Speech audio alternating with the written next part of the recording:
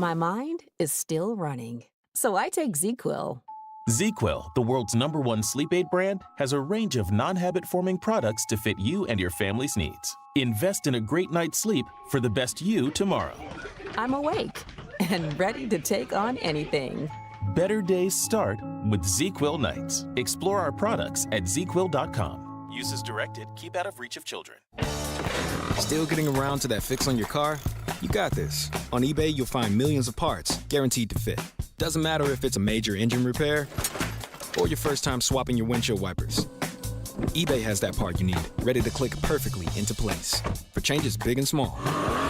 Loud or quiet, find all the parts you need at prices you'll love. Guaranteed to fit every time. But you already know that. eBay. Things, people, love. Eligible items only. Exclusions apply. Progressive Commercial Insurance can protect your small business with over 30 coverage options, an easy-to-use mobile app, personalized discounts, and more. Get a quote in as little as 6 minutes at progressivecommercial.com. Discounts and coverage selections not available in all states or situations. Your home for everything Arizona Wildcats. You're listening to Wildcats Radio 1290, KCUB Tucson, a Cumulus media station. Wildcat Nation, are you ready? Krivas, turnaround, gets it off, and it rolls in for two. Oh, my. Arizona basketball never sleeps. Bear down, Cats. Our Window Depot coverage of U of A basketball begins with Meridian Wealth Management Arizona Game Day. The pregame show is brought to you by Meridian Wealth Management. Wealth well managed, life well lived. We're counting down to tip-off of Arizona basketball. This is Wildcats Radio 1290. Fakes the drive, nothing there to Lewis. Inside it goes Townsend. Jumper up and good for Trey Townsend, who's hit 3 buckets here in the first half. Uses his width of his shoulders to create space. Throws it to Bryant, left elbow, open jumper is up and good for Carter. His mid-range jumper, so pure.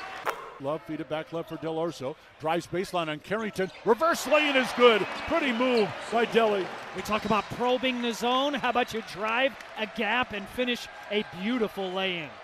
Down to our left, ahead to Vasar. Down the lane, up and under, and banks it home.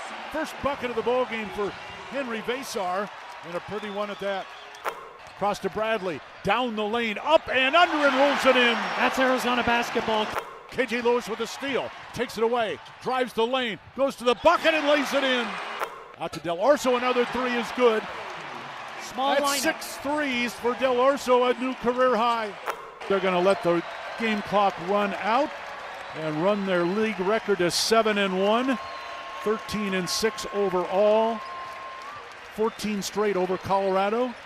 Final score here at McHale Center, Arizona 78 and Colorado 63, and that will set up the game coming up on Monday night. It is basketball night in Arizona. The number 3 team in the country has arrived for a showdown in the desert. The Iowa State Cyclones will take on the Arizona Wildcats tonight at McHale Center, with tip-off coming up for you at 8:30. It is a battle for second place in the conference. That is because Houston just continues to refuse to lose, as they went on the road in double overtime on Saturday after we got done and knocked off the Kansas Jayhawks in a pretty incredible finish to that game, a game that the Jayhawks probably are still kicking themselves because they had kind of in hand and let it slip away. And so Houston continues to sit atop the Big 12 at 8-0. Iowa State and Arizona sitting right behind them at 7-1, and they'll square off tonight in what is the first Big 12 game of our new era in this conference here at Arizona. Welcome to Meridian Wealth Management Arizona Game Day. My name is David Kelly. As always, I've got my guys here. I've got the captain, Kelvin Ifan. J.W. Madden is also here. We want to hear from you. How excited are you for this one tonight? 520-848-1290, 520-848-1290. You can call the program. You can text the program.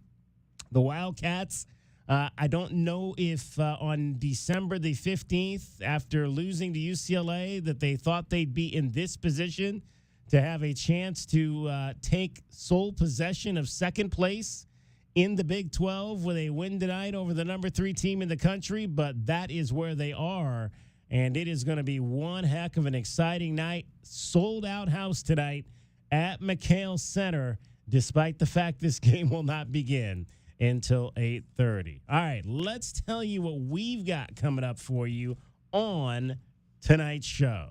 Let's take a look at the Right Way Rundown and see what's coming up on our pregame show. Brought to you by Right Way Heating, Cooling, and Plumbing. Do things the right way. All right, we will review the win over Colorado that took place on Saturday, 78-63. We'll start to get you set for the Iowa State Cyclones, who won their game on Saturday up in Tempe against ASU. The first look of the game always brought to you by Window Depot. We'll shine a spotlight on one of your Arizona Wildcats, Anthony Del Orso, who hit 6 3-point shots on Saturday to help the Wildcats get their offense going in the second half and beat the Buffaloes. Your scouting report, will speak with John Walters, the play-by-play man for the Iowa State Cyclones. He'll tell us a little bit about his team.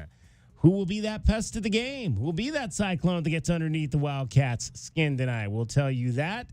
And on the big board, at the Desert Diamond Casino Hotel, the Wildcats are an underdog at home in this ball game. U of A plus 1.5 is the line. Your over-under tonight, 151.5. That's just a little bit of what we've got coming up for you on tonight's show. The Colorado Buffaloes came into Arizona winless in the Pac-12 and decided to do something that they really don't do, and that was play 40 minutes of zone defense. How about that, Tommy Lloyd? You expect the unexpected. You know, we spent time on our zone offense, and obviously it took us a little time to figure it out. And you know, credit to Colorado. I mean, Tad's a really good coach. He's been around for a minute. You know, obviously his team's not playing probably as well as he would hope. And you know, I mean, he was not afraid to you know, let it rip today and try a few different things. And in that, and you know, offensively, I mean, they ran some, you know, a lot of baseline screening action and stuff like that we hadn't seen all year. So, you know, I mean, that's, you know, so much for practice the last few days. You know, I told Tad, like, next time, can you give me a little heads up? You know, that you're going to play the game of 40 minutes of zone and run these baseline screens. It would kind of help with our preparation a little bit. But, you know, we had to figure it out. And that's the beautiful thing about this game. It's complicated. Complicated indeed when you get something thrown at you you're not expecting. Kelvin, how often did that happen when you were out there on the court, that you guys showed up to play and it was like, whoa, we didn't see any of this? You know, usually people play their style. Usually they come in, you pretty much know they're a man-to-man team, they're a zone team or whatnot. Usually college is mostly man-to-man. So not much, but every now and then you had, you know, possessions or halves that coaches would throw in a 2-3, you know, trying to stop the penetration and force guys, or not necessarily even force, but give guys outside shots, you know, and see if they would take them. Yeah, absolutely. And, you know, it took some time. I mean, the Wildcats did not shoot the ball very well in the first half. We talked about that Saturday, 38%. But again, it's like Tommy said, J-Dub, you gotta keep plugging. You got to figure it out. And good teams, when they face something they're not maybe expecting to see, they work through it. They get to the point where they know what they want to do, and that's what we saw in the second half of the game. Oh, yeah. We talked quite a bit post about the 2-3's tough. Arizona's seen a lot of 2-3, first and foremost, the last 4 years, because that flow offense, free movement for the players, if you don't have the personnel to match up one-on-one versus those guys, a team that's going to throw a monkey wrench at you, DK, that's the idea of, we don't think we can beat them straight up, so we're going to have to trick them by showing them something that we haven't put on film yet this year. That first half was just, I think, the guys adjusting. I will say this.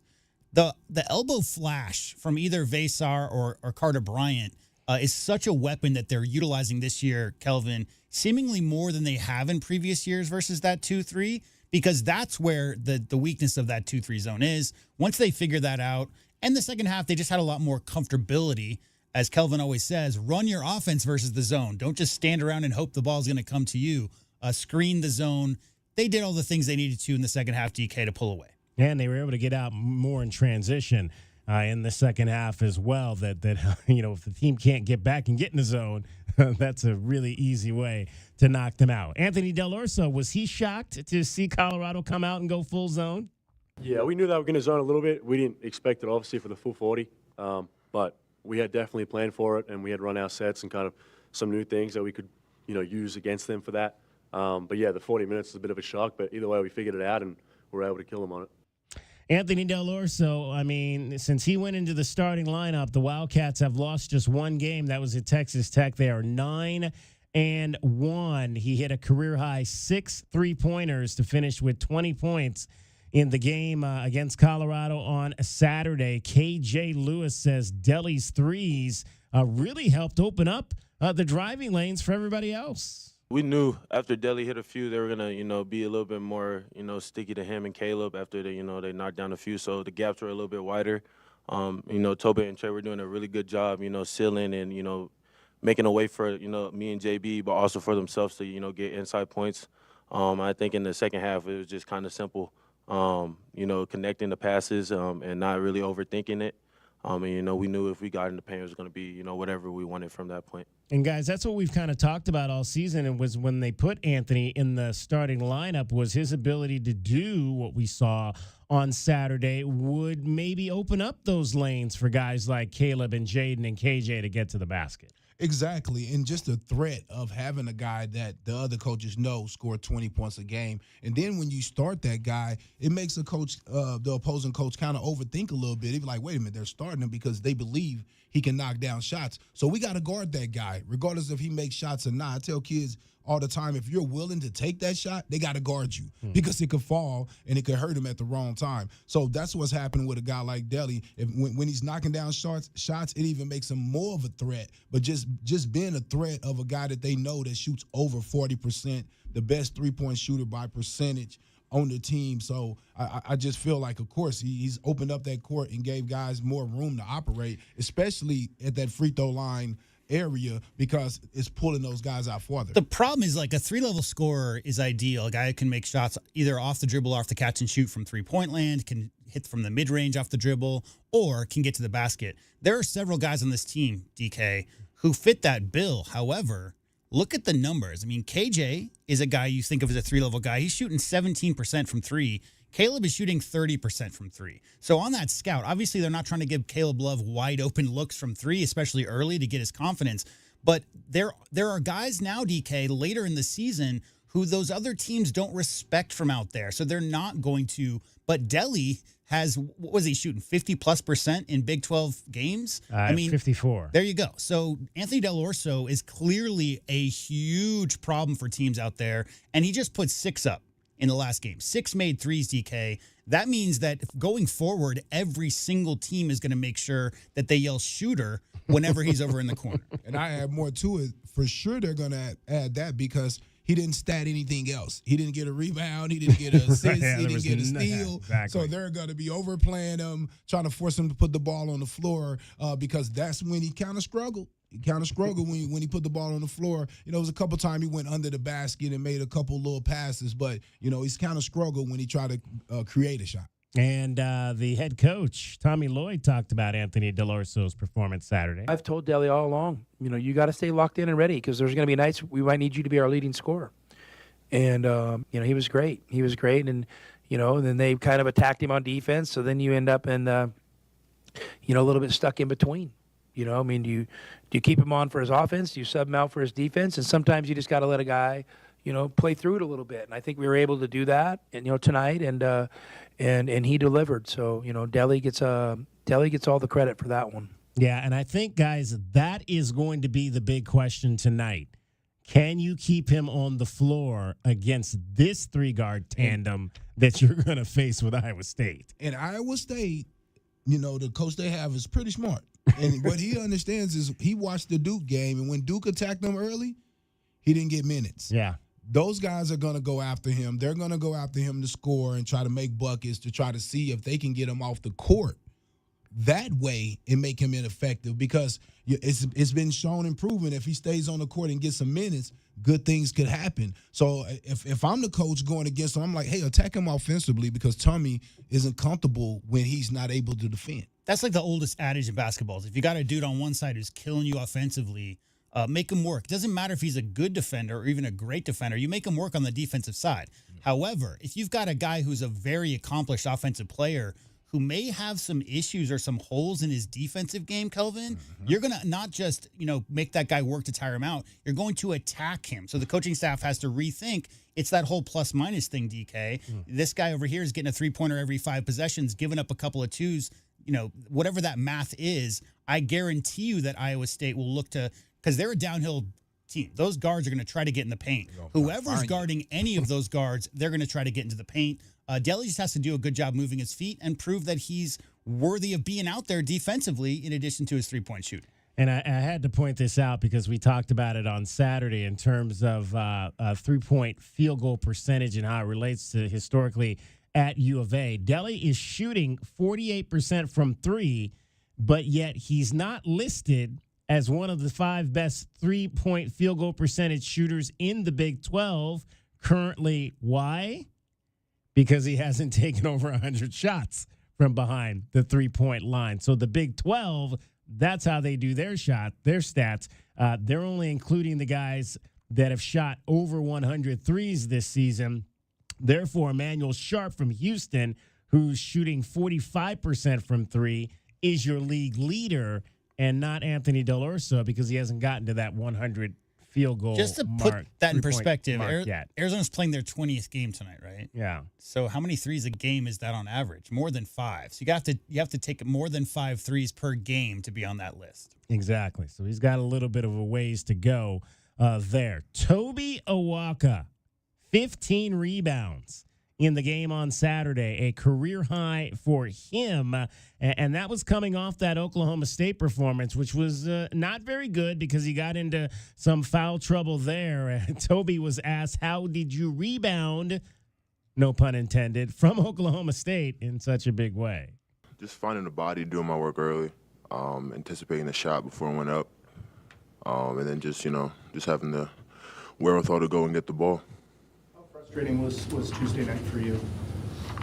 I mean, it was tough. It's part of the game. At the end of the day, we won, so I'm not really too concerned about it.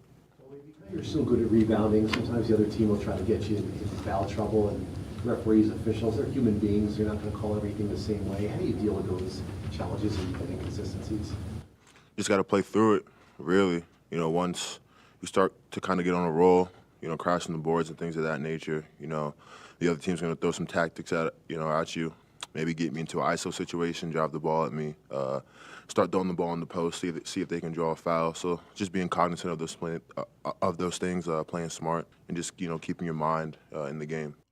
We was just talking about that. Not only are they attacking Delly that way to get him off the court, we see where we're looking at him having, 14 rebounds in 20 minutes, right? Because of the foul trouble, because they're attacking him because, one, he's been foul prone, right? So you're like, hey, let's get him in foul trouble so we don't have to deal with him, on the other end. Let's get him in pick and roll. Let's see if he can guard our guards attacking. And he seems to always bump those guys. I don't think he realized how big he really is. And when he bumps some of those little guards, man, the refs seem to call it every time.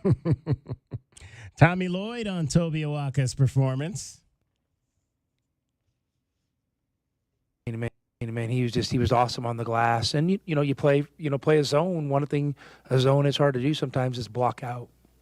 And obviously we know Toby's a proficient rebounder, and I thought he really did a good job setting the tone early. I thought his second foul kind of stunted us a little bit, because I was going to I think I was kind of looking at maybe giving him kind of an extended run to start the game, because I just felt his physicality was making a difference, and I wanted to get off to a good start. If you get what you got today from Toby and Anthony and Trey, how good could this team be? Well, I think this team can be really good, and I just think that we all got to understand it's not going to feel great all the time. And, I think if you look probably, it's one of those deals we've always said, you play against a team that zones a lot. There's just a little bit of a rhythm that's taken out of the game. And, from a fan perspective and a player's perspective, both, it doesn't feel right. But if you look at the end of the day, your efficiency is really close to where it normally is. So I just think that we just got to, make it feel a little bit better. And I think we can do that. But I think this team can be really good. And I still got my sleeves rolled up and my head down and my butt's up, and I'm digging a ditch. That's my mentality right now. I'm in it. I'm not thinking how good can we be? I'm not sitting there we could get to the second weekend. My mind's not there at all. My mind is get through Colorado. Let's find a way. And then we got a great Iowa State team coming in here on Monday. All right, and that is now Monday. Arizona and Iowa State coming up tonight. 8:30 is the tip time. 8:37, actually, because we're on national television tonight, so you get those few extra minutes. 8:37 scheduled tip tonight at McHale Center between the Wildcats and the Cyclones. Much more straight ahead. It is Arizona Game Day. Meridian Wealth Management Arizona Game Days. We're getting you set for tonight, along with Kelvin Efon and JW Madden. My name is David Kelly. Thanks for joining us. You're listening to Wildcats Radio 1290. Our Window Depot coverage of Arizona basketball is just getting started. This is Meridian Wealth Management Arizona Game Day.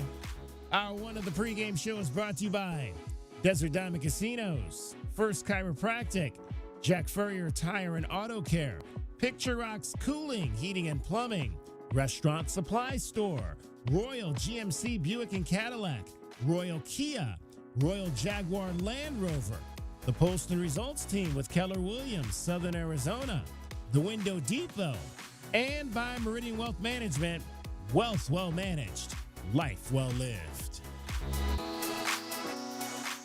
Honey, our yard's full of weeds. Looks like a jungle and the neighbors are complaining. I know. I'm trying to get rid of them, but the product I'm using, it doesn't work. Oh. Not to mention, I don't have the time. But it's not just weeds. Not? No, I'm seeing ants. Ants? Yeah, and spiders. Ooh, spiders. I know, and I think I saw a scorpion. No way. Yes way, and there's a pack rat in our garage. Ew.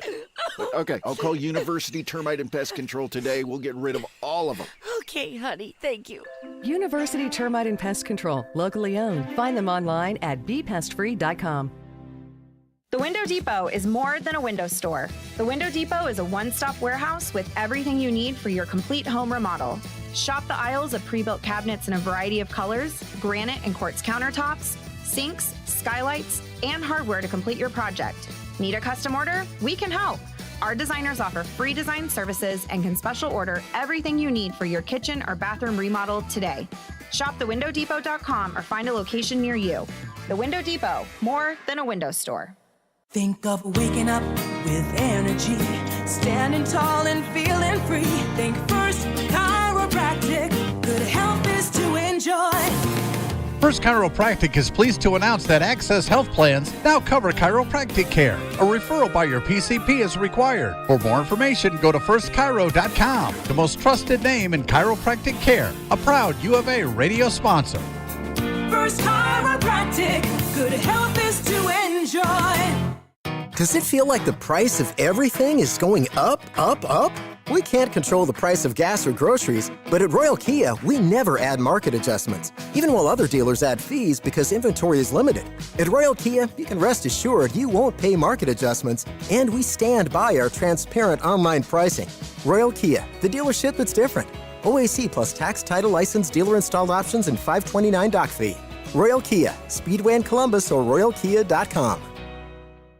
Did you know collecting sports cards is one of the fastest growing hobbies around? Whether you're looking to start or expand your collection, Showtime Cards is your ultimate destination. As one of the leading card shops in the country, they've been serving our community for over 25 years with the best in sports cards and trading card games. From rare finds to the latest releases, Showtime Cards has it all. Check them out at ShowtimeCards.com or visit them today at 5801 East Speedway. And discover why collectors everywhere trust Showtime Cards for their passion. The garage is more than a place to park your car. It holds prized possessions, and for most, it's a bustling entryway to the home. That's why LiftMaster designed the first ever opener with a built-in wide-angle camera and two-way audio, so you can see what matters and secure what's inside. Ensure your family and prized possessions are secure with a reliable garage door opener that's built to last and powered by MyQ for smartphone control. The team at Kaiser Garage Doors and Gates are your locally owned LiftMaster professionals. Visit kaisergarage.com to learn more.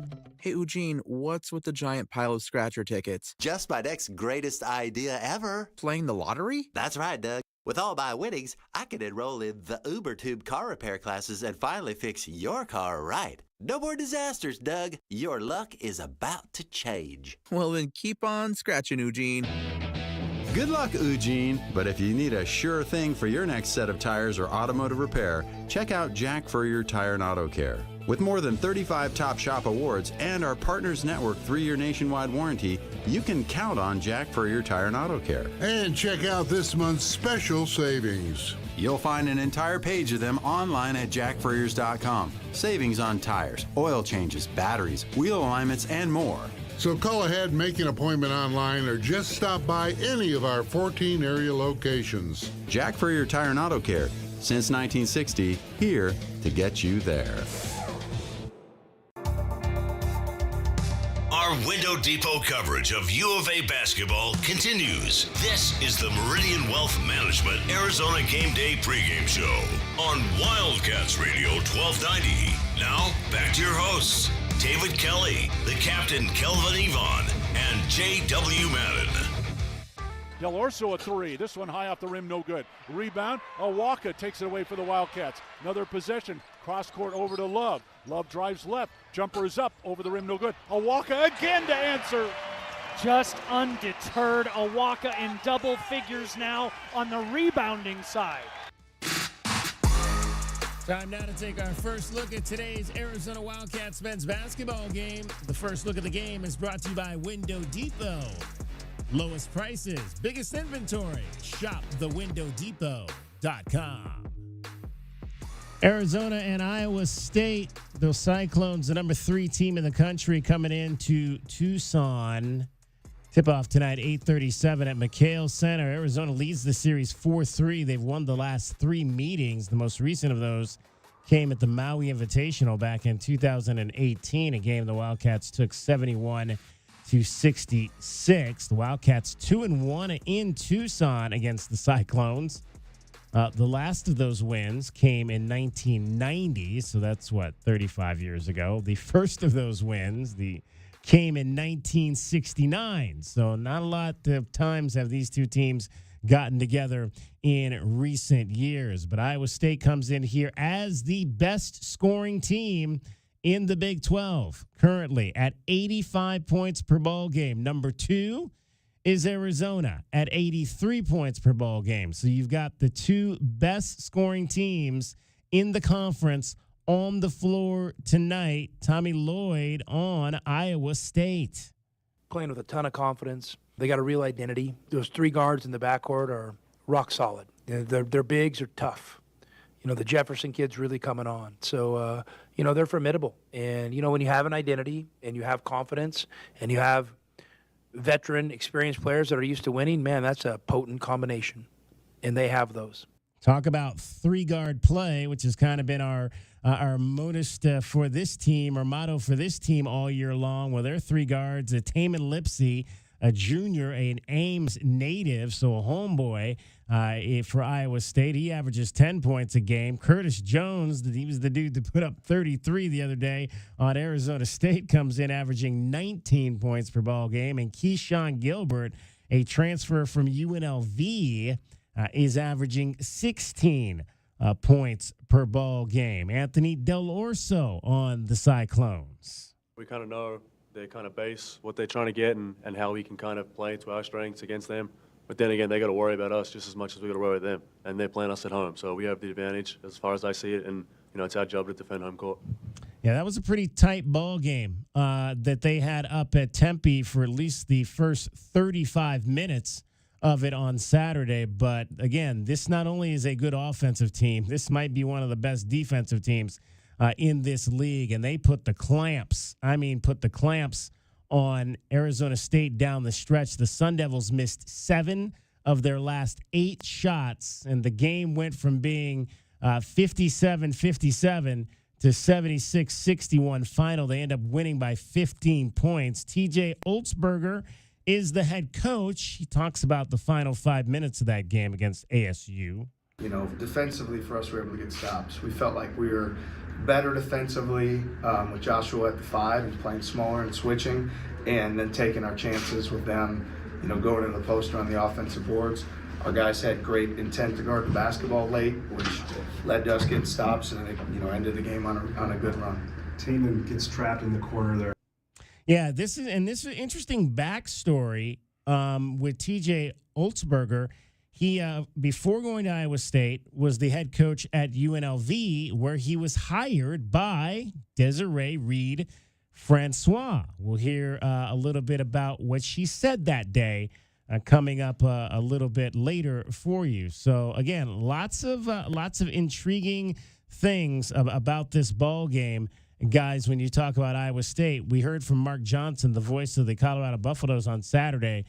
He called them a Final Four team. So that's what you got here tonight.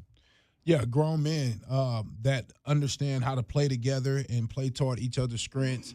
You know, Iowa State been playing some good basketball for a while now. I mean, for over a decade that I've been, you know, paying attention to them, and they're just always tough. They used to do the JUCO thing before the transfer thing got popular. They used to get the JUCO All-Americans, recruited Lester Merritt, the kid from Baylor. He was either going to go to Iowa State, St. Mary's, or ended up going to Baylor. So, yeah, no, these guys have recruited well, understand the type of guys that fit the Iowa State system. It's bigger than Osweiler. It was like that before he got there.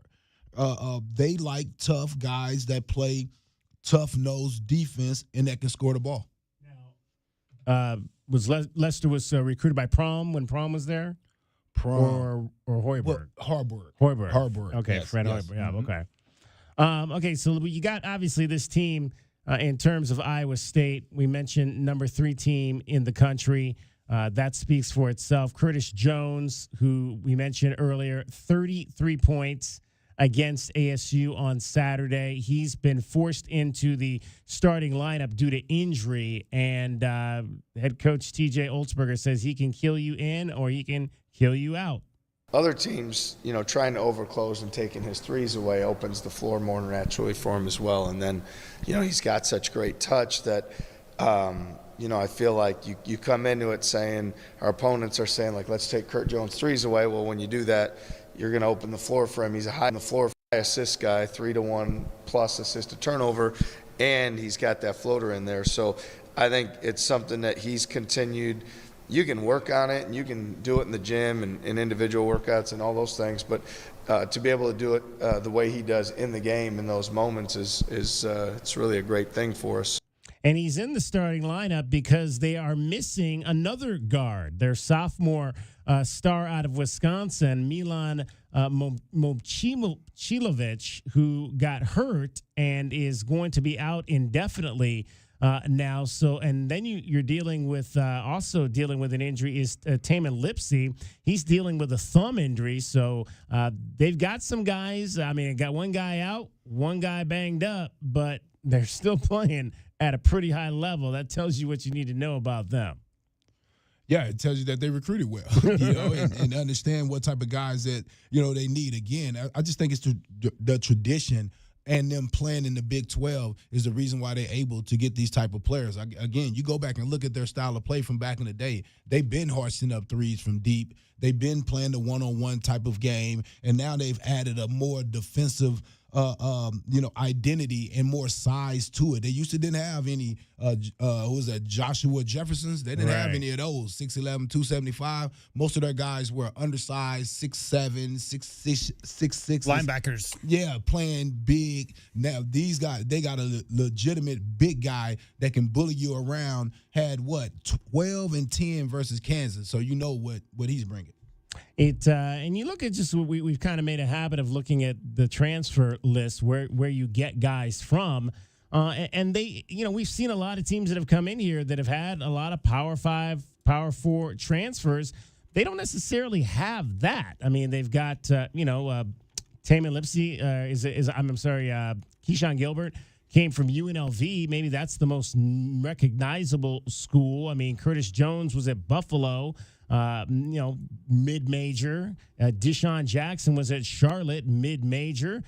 But again, these are guys that fit what TJ Holtzberger wants to do. What I said, JUCO. Yeah. That's like right now, those mid-major schools are the JUCOs to the high major schools. And so it's the same identity, but now those guys are more willing to transfer, being top players and transferring to these universities, so they have a bigger chance of having a vision on their game, right? Being able to play in a Big 12 type of conference. And these guys got chips on their shoulder, man. I mean, Coach finds the right type of guys that he wants to represent him in the university. Yeah, I mean, we talked a lot about Washington State. Is a good example of a team that's always had the Los Angeles kids who didn't get a look from USC or UCLA or Arizona or Oregon for that matter, and so they might have been a Cougar. There's a lot of players, DK, all over the country. With the transfer portal and NIL, it's really style. It's really the style of the individual player. And with the way that social media and the ability to go and watch film goes, all you got to do is go find a coach that plays a style that you really like. All these players, Kelvin, all these players got something to prove to themselves, got something to prove to all the naysayers throughout their whole careers who said you're not going to be a high D1 guy. So when you add that into that desire to go and play in a conference like this one, where week in, week out, you're going to be playing against NBA guys, Kelvin. I mean, the lure of someone coming from some of those smaller schools, you find a coach that fits your style. You love the hands-on defense they're playing, let their guards get into the paint and do damage. That style is appealing to those guys, and guys who are hungry, Kelvin, come from smaller, who finally, maybe they grew into their bodies, whatever that thing is, that they weren't quite ready as 18-year-olds, 19, 20-year-olds transferring into schools like Iowa State and then maintaining that level of excellence in the top 10. I mean, I think first and foremost, it's a testament to their coaching staff for getting those guys in there. But you look at their roster, and there's quite a few guys they have that connectivity, right, with those guards who have been there.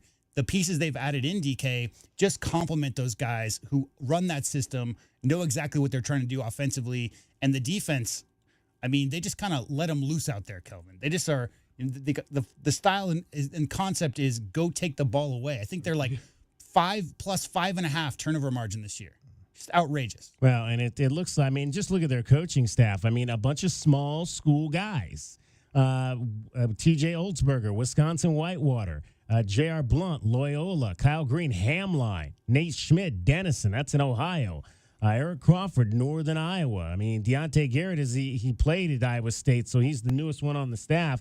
Just came out of school a couple of years ago. But, a bunch of small school guys that probably were gym rats and played a lot of basketball and now are coaching it now at a very high level. With this roster. And it's interesting. We're going to have a couple of these for you. Actually, we'll have 3 of these throughout the show. We're going to, in terms of scouting the Cyclones, let's let you hear from Keyshawn Gilbert and Taman Lipsey on how they scout Curtis Jones. Kurt, sniper, man. You don't miss from the 3. Sniper, great guy, everyday guy. Curtis Jones, I'll probably say he's a knockdown shooter, so you're going to have to guard him close. But at the same time, he can create his own plays. He can get into the paint. He can hit floaters at a high rate, which is super impressive. And then defensively, his off-ball tendencies and how he's smart off the ball and can get to deflections and things like that. There you go. That's a little bit about Curtis Jones, who, again, like I said, since he stepped into that starting lineup, is really, really putting up some fabulous numbers. 33 the other night, 19 against Central Florida, 18 against West Virginia. He's had 5 games over 23 points this season. And again, was coming off the bench almost like probably like their 6th starter. I mean, he's getting 25, 26 plus minutes. So even though he wasn't starting, he's a guy that was playing a whole lot for this team. Well, you know what? When you have aggressive scores like that and you know he's going to get his shots, you let the starters go out there and see if they can kind of get something going, and then you bring in that microwave, that guy that you know is going to get it going automatically. Most impressive to me, the 26 versus Texas Tech, because we know what Texas Tech about. We saw Texas Tech play. And so seeing him play that way against them in a tight game where they only won by 1, that just lets you know what type of guy he is. You understand the physical play that Texas Tech brings to the game or whatnot. But, yeah, this kid is just one of those smooth guys that you're going to have to just lock into. And this, to me, when I say lock into, that means no help. That means we do not help off of him. You don't leave him. You stay with him all day. And I'm sure he's seen that defense before, but he would see it today. I would put KJ Lewis on him, tell him to overplay, don't allow him to take threes. I mean, no blocks off ball for you today, KJ. Yeah, no, man, we don't need none of that, because if you do that, this team is smart enough and mature enough that ball is going to find him. I wonder if Curtis Jones looked at Buffalo, because he's from Minneapolis, right? He was a freshman at Buffalo 2 years after they defeated Arizona and DeAndre Ayton in the first round of the NCAA tournament. You talk about like smaller schools and guys who aren't maybe getting looks from big schools. Maybe DK, maybe that was an alluring thing to see a smaller school beat a big school like that in the national stage. All right, Arizona and Iowa State, the third-ranked Cyclones, coming up for you at 8:37. And that's our first look at today's Arizona Wildcats men's basketball game. The first look at the game is brought to you by Window Depot.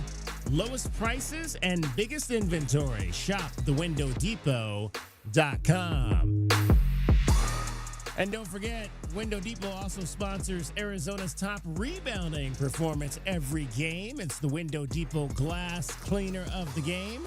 Might be the Wildcat with the most rebounds. Might be the U of A star with the most impactful boards. Could be somebody from the other team. We'll tell you the Window Depot glass cleaner of the game coming up tonight on the Meridian Wealth Management Arizona Game Day post-game show. Much more straight ahead. You're listening to Wildcats Radio 1290.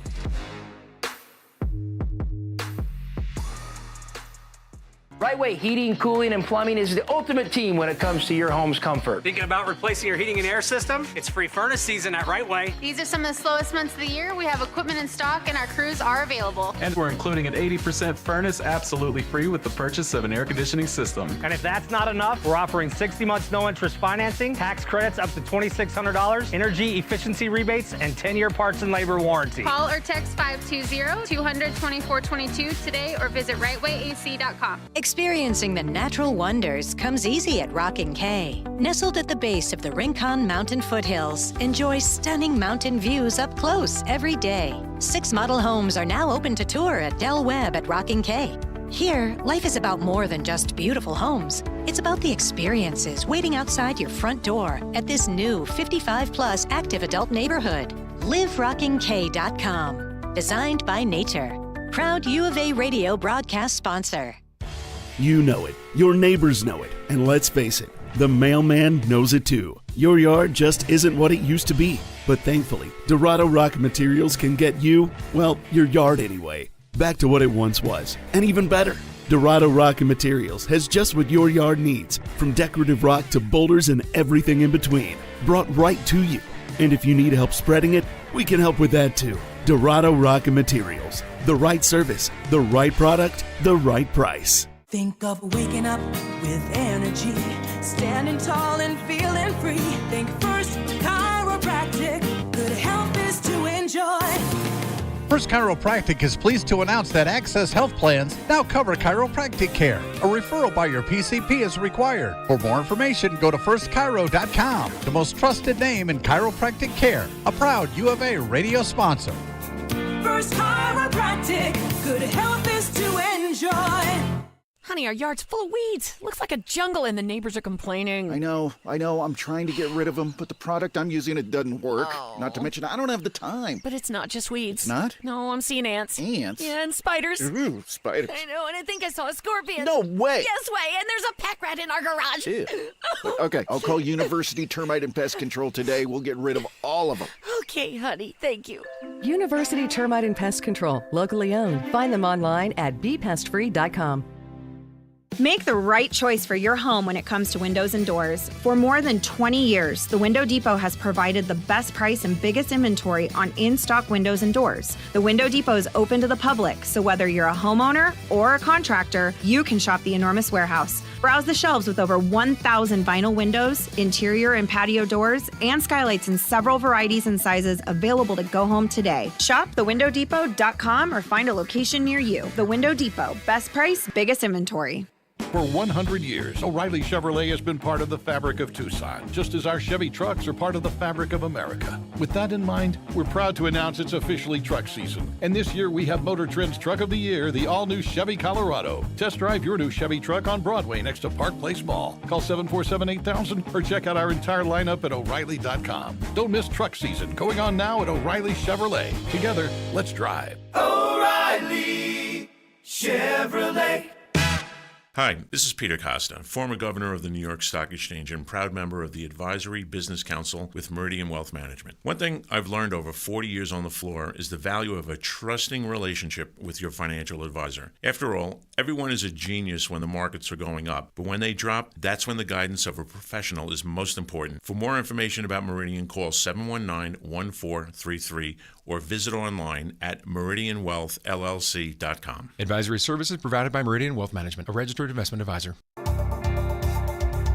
Our Window Depot coverage of U of A basketball continues. This is the Meridian Wealth Management Arizona Game Day pregame show on Wildcats Radio 1290. Now, back to your hosts, David Kelly, the captain Kelvin Yvonne, and J.W. Madden. Bradley drives to the right corner, out to Del Orso, another three is good.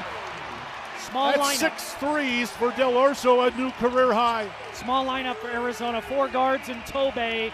That's a shooting lineup, especially with Delhi. Our pregame show Spotlight on a Cat is brought to you by O'Reilly Chevrolet. Get more with O'Reilly Chevrolet. Anthony Del Orso, we mentioned 9-1 of the Wildcats since he went into the starting lineup, shooting 54% from 3 in conference. Not to mention he's 14 of 14 at the free throw line. That's another reason you got to have him in games late, because he will ice games away if you put the ball in his hands. 6 3-point shots, 20 points in the win over Colorado on Saturday. Let's hear from Anthony Del Orso on his performance. Obviously, I think this can be something that's pretty normal. I mean, where I came from, I averaged 20-plus points the whole year, so it's not like it's not new stuff to me. But like they were sitting in a zone, that probably plays more into my specialty a little bit, just from outside. And my teammates found me in the right spots, and tonight I was able to knock them down. You had a couple of them where you kind of ran off the side and hit the corner one. How important are those ones to be able to that they can't really set up? Yeah, I mean, that movement kind of gets them lost. They don't really know. Obviously, their scout, he's like, who's a shooter, who's not, and they kind of stick into us. So when I kind of run the baseline or Caleb runs the baseline and we kind of keep them moving, they don't really know where we're at. So kind of frees us up a little bit, gives us an open look every once in a while. And then once we see one go in, it's like we get more confidence as the game goes on. Is it a case of being more comfortable, confident with you, from you? I mean, confidence is always a thing in every player. Whether I made them or missed them, I'm still going to shoot them and do the same movements because that's what the team needs. Like, I'm there to shoot and try and get points on the board. So either way, I got to do that, whether it's going in or not. I mentioned Delhi shooting 48% on the season from 3. He's taken 73, so he's made 35 of his 73 shots so far from behind the arc. He talked a little bit about the action some of the action they were running, trying to get him moving, baseline, corner out front. I mean, it's nice when, again, he's not like he's taking all of his threes from one place on the floor. They're trying to moving around in this offense and find open spaces for him, and he's been able to hit from out front. He's been able to hit from the corner. That's what you want from a guy like him, to be able to make it basically from wherever you position him in the offense. Yeah, he has a nice stroke. I mean, he definitely can knock down shots. He scared me a little bit there, though, J-Dub, when he said he can, he think he can do this every game. I'm like, oh, man, I don't know. Let's watch out for that. And I think that's probably the reason why Coach sometimes get him that quick hook, because he understands that, offensive side of the ball right now is probably where his strength is at, and he know he's going to go for it a little bit. So, of course, you want guys being aggressive, but in this system, you still have to play smart and let that ball move to the right guy. Again, I thought that was a game that offered him those opportunities because they was in that 2-3 zone, and they were I think they rather him beat him than Caleb Love, right? So, sometimes that's the chances you take as a coach. You say, okay, wait a minute, let's take away this guy, and let's see if this guy who hasn't really had a great offensive season, let's see if he can beat us. Well, they lost the other day, with that idea.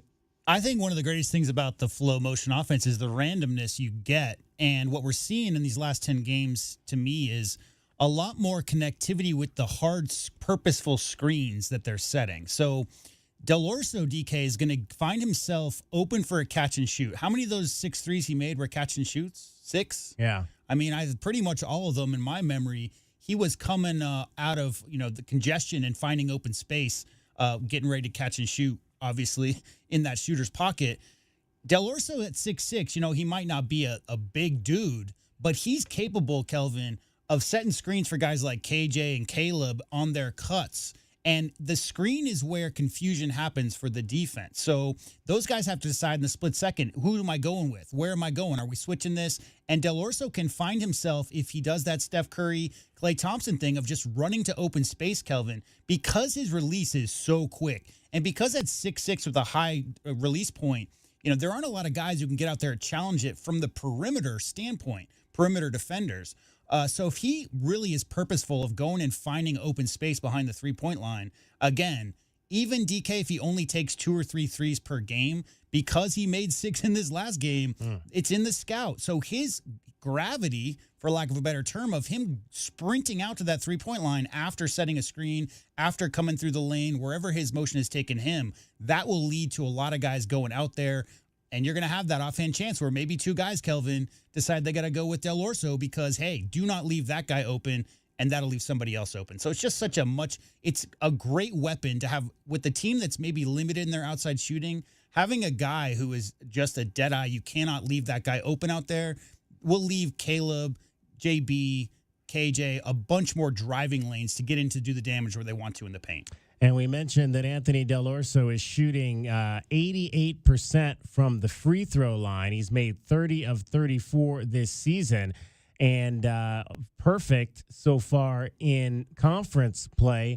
And that's one of the reasons why the Wildcats as a team are shooting 75% from the charity stripe. All the guards, it's such a luxury, Kelvin, because JB is the worst, quote unquote, of them at 79. So Jaden Bradley's shooting 79, KJ's at 85, and Caleb's at 86, and Del Orso's at 88. So all 4 of those guys you're going to have handling the ball in late game scenarios.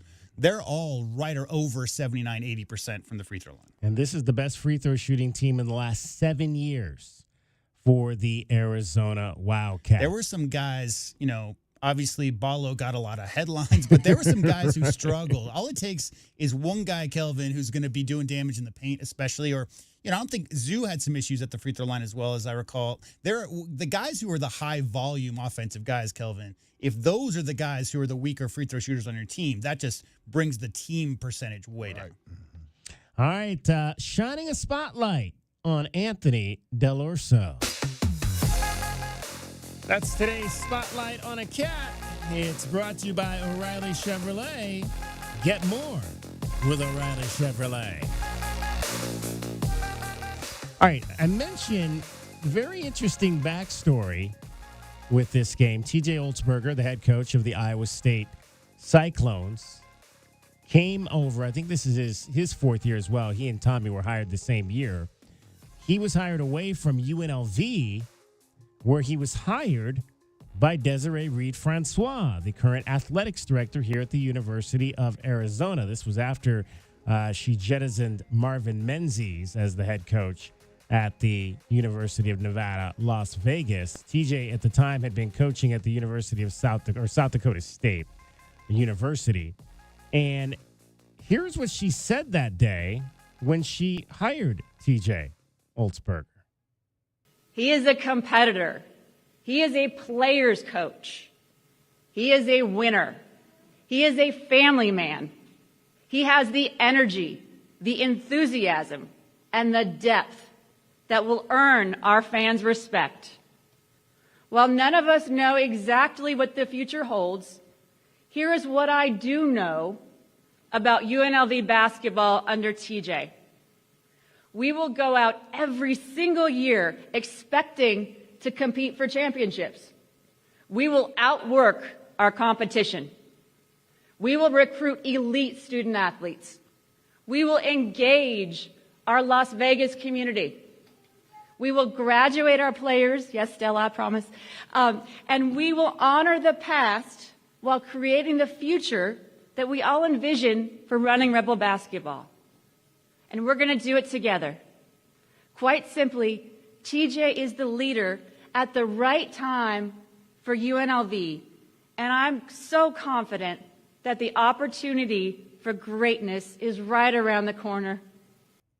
Now, it didn't necessarily work out that well. I mean, he was maybe 17. a couple of corners. Yeah, he was not just the one, couple of corners. He was 17 and 15 the first year, and only 12 and 15 the second year. Now, the second year obviously was the post-COVID 2021 year, and he kind of made a lot of changes, went with some freshmen, and didn't quite work out. They finished strong to that first season. They were 12 and 6. In the what are they? They're in the Big West or the Mountain West. I'm sorry, the Mountain West Conference, and they won, I think, their last 5 games in a row down the stretch. But it was really more about his past connections to the Iowa State program, which was the reason he got the job. I mean, he had been there twice as an assistant. He was an assistant with Lorenzo Romar in Washington as well, and so the AD there still had that connection with him, and that was the guy that they wanted to bring back when they got rid of Jeff Prom a few years ago. And boy, has he really I mean, again, because you would look at it, he did take South Dakota State to two NCAA tournaments, which is awesome. None at UNLV, but since he got to Iowa State, 2 Sweet 16s, 3 NCAA tournaments, and 2 Sweet 16s. I mean, that's the he has found the success right away at Iowa State, which is not easy to do considering the program wasn't like he walked into a program that was set kind of like Tommy did with a bunch of players. Well, like Kelvin said, under Fred Hoiberg in the 2000s and then the early 2010s, they did have success. But the year before he took over, they were 2-22. Yeah, during that COVID year. I will say this, Kelvin: any coach who inherits a team, pantry empty or full, who has incremental improvements every single year that they're on campus. So they were 7th in the conference his first year, 5th in his second year, and 2nd last year, and this year vying for that top spot in the Big 12. It's the continuity of keeping those players together, Kelvin, and teaching individual skills, but it's really that team concept. And look no further. I mean, that's been the toughest basketball conference in America, and he has shown improvement by the Cyclones every single year he's been there. Yeah, and I think the biggest thing that he does is he identifies the right guys that fit what he's trying to do. And a lot of times that's tough because a lot of schools are hamstringed by trying to recruit McDonald's All-Americans. Well, he don't have to worry about that. He's recruiting mature guys off of rosters of lower level Division I teams, guys that are hungry and want to be in a position to play the Kansases and the Arizonas and the Texas Techs and the Houstons of the world. Yeah, you mentioned he finished 7th that first year. They went just 7-11 in Big 12 play, but got to the Sweet 16. And then last year's team also getting to the Sweet 16. They were 13-5 in the Big 12 last year, 7-1 so far this season, tied for 2nd place in the conference. We'll get into how this conference looks coming up in our 2nd hour. We'll take a look at the college basketball scoreboard and a big win this past weekend for the Arizona women's basketball team against a ranked opponent at home. We'll dive into what happened Saturday night at McHale Center. It is Meridian Wealth Management Arizona Game Day, hour number 1 in the books. 2 more hours to go as we roll you up to 8 o'clock and hand it off to Brian Jeffries and Ryan Hansen. In fact, we'll talk to Ryan Hansen coming up a little bit later on our show as well. Along with Kelvin Ifan and JW Madden, my name is David Kelly. You're listening to Wildcats Radio 1290. Our Window Depot coverage of Arizona basketball is just getting started. This is Meridian Wealth Management, Arizona Game Day. Hour one of the pregame show is brought to you by Desert Diamond Casinos, First Chiropractic, Jack Furrier Tire and Auto Care, Picture Rocks Cooling, Heating and Plumbing, Restaurant Supply Store, Royal GMC Buick and Cadillac, Royal Kia, Royal Jaguar Land Rover, the Poston Results Team with Keller Williams, Southern Arizona, the Window Depot, and by Meridian Wealth Management, wealth well managed, life well lived.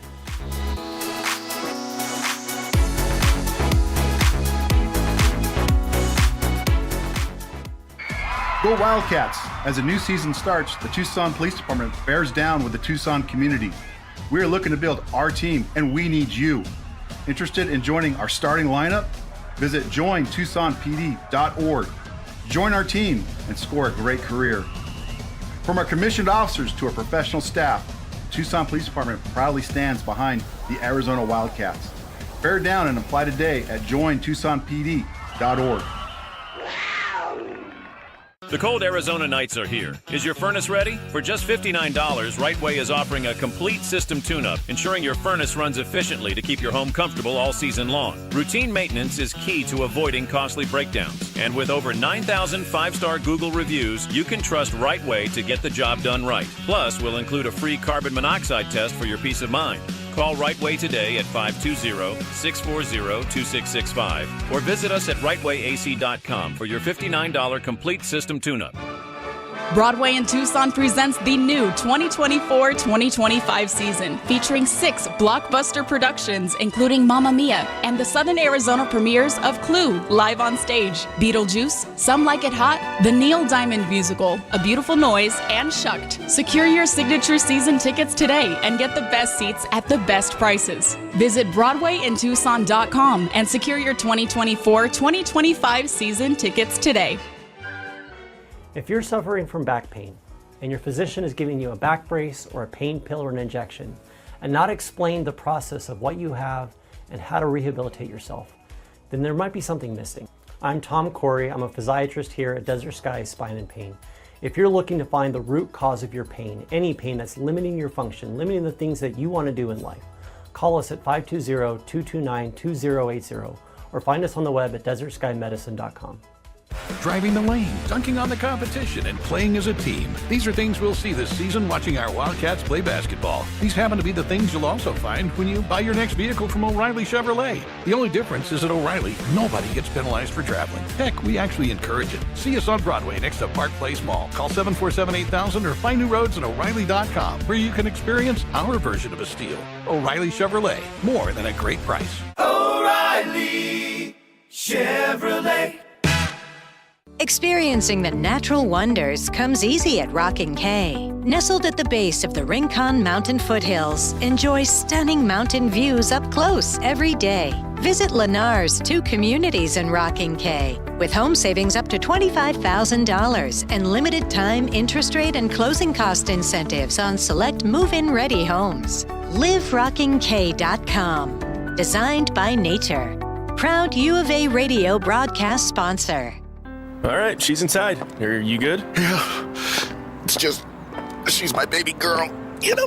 I do, and ceramic coating was a good choice. She's beautiful. Yep, I know.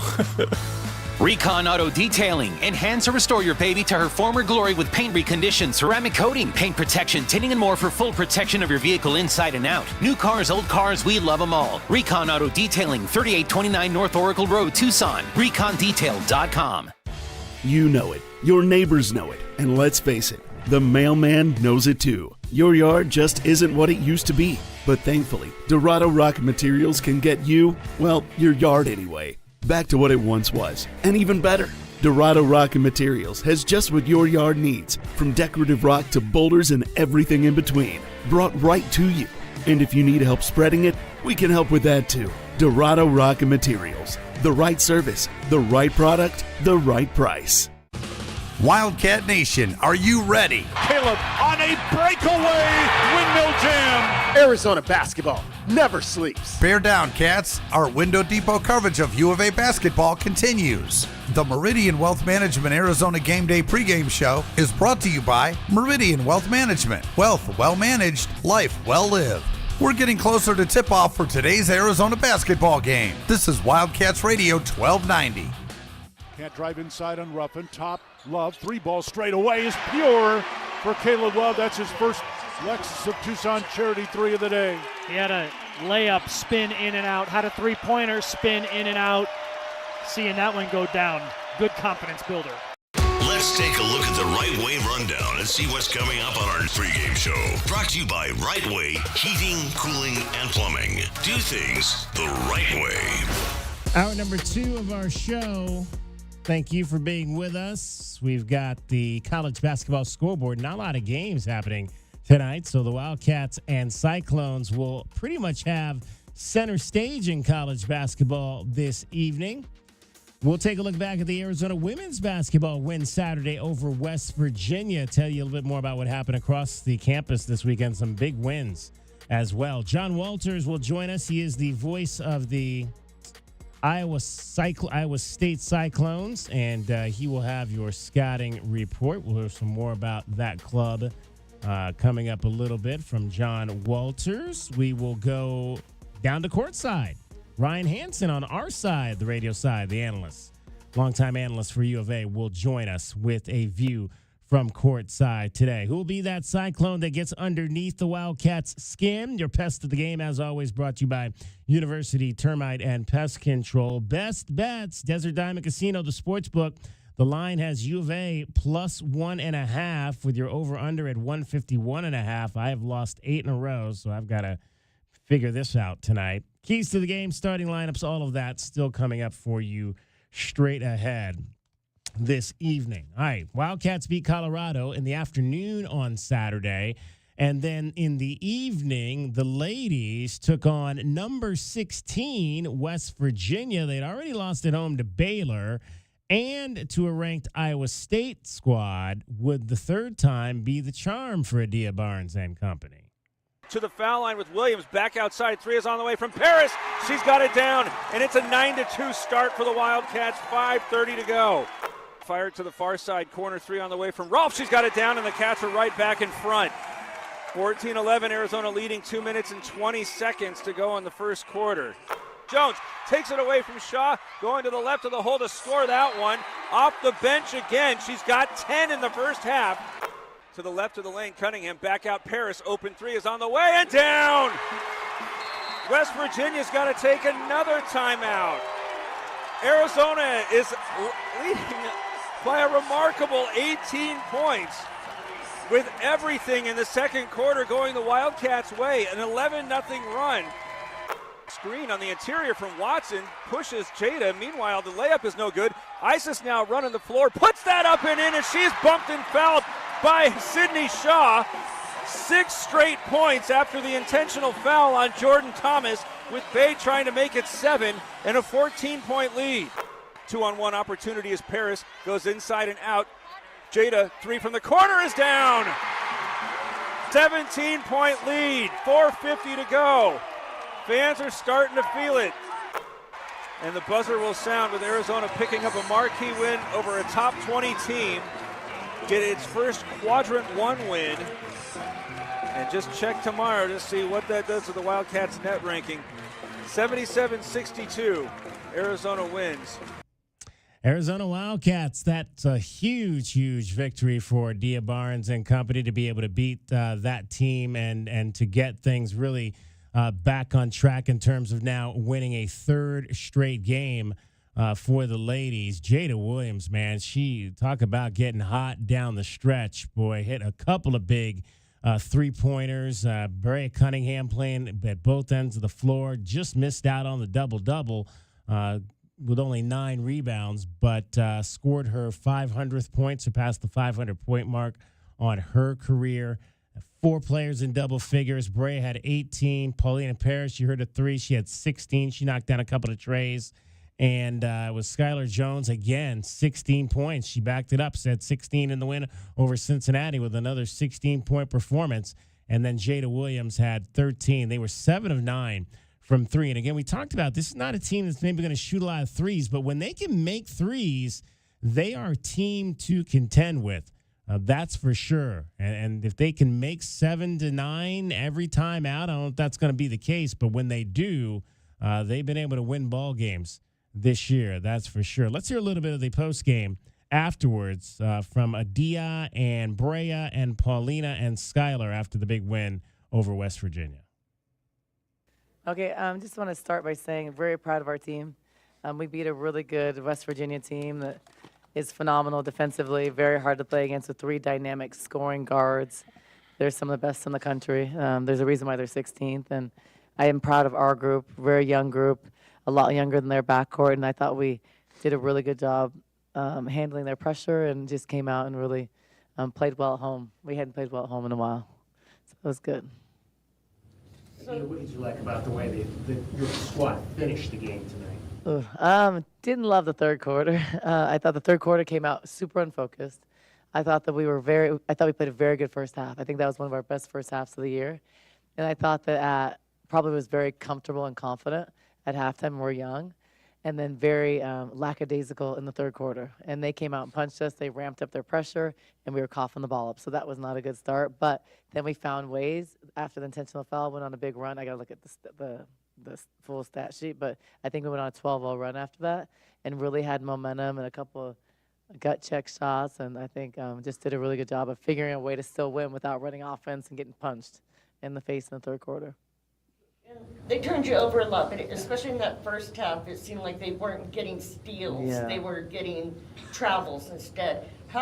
If you're going to turn it over, I mean, how important is it that they weren't able to get in transition? Really important, and I think I don't think we turned the ball over a lot in the first half, except for in this bunch. There was a period we had like 5 in a row. I thought we did a really good job for like 15 minutes, and then the 5 minutes, we turned it over like 7 times. Yeah, but I don't think they were exactly converting on that. But then second half, they were converting more. But they weren't, I thought to hold them to 4 assists and 21 turnovers, that's really good. But lately, we've had a really hard time containing some guards. So that like one guard's really going off, and they were doing a good job. They're hard to guard. They were using their post players as a screen. And just kind of, but we had built a cushion, so I think that helped us kind of weather the storm.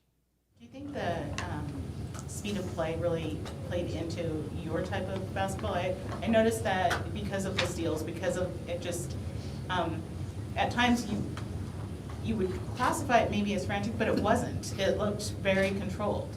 Yeah, I think that because they have so many people in the backcourt, their press is hard to play against. They have so many people in the backcourt. I think we did a good job the first half of breaking it and scoring.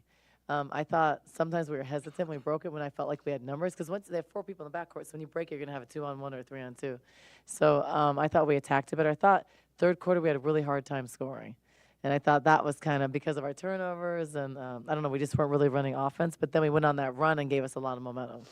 But, yeah, I mean, they're a really good team. I think this was a solid win for us. I'm proud of us. Brea or any of the players, what does it mean for the program to beat a top 20 team and also to get over 500 now in Big 12 play? I'll answer the first part because I don't know what that 500 part means. I don't know. Oh, the 500, like, yeah. Like we're 5 and 4 in Big 12. So we're not 500, like we're not even. We're in the winning column.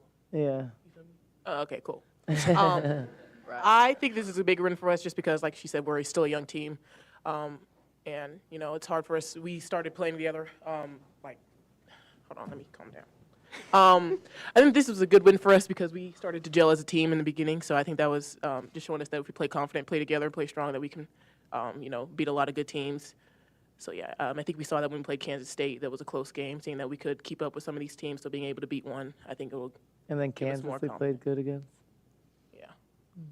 And for Paulina, you go through that third quarter. What was it like for you guys on the court? Because you've never beaten a team. You've never taken down a ranked team together as a group, right? So how did you sort of keep, you all kept steady and kept your heads on, even at the point when Adia was talking to the ref about the flagrant foul and stuff, but you guys just played steady. Did you come together? What was that like for you? I mean, I'm pretty sure we went up 16 at the half, I think, right?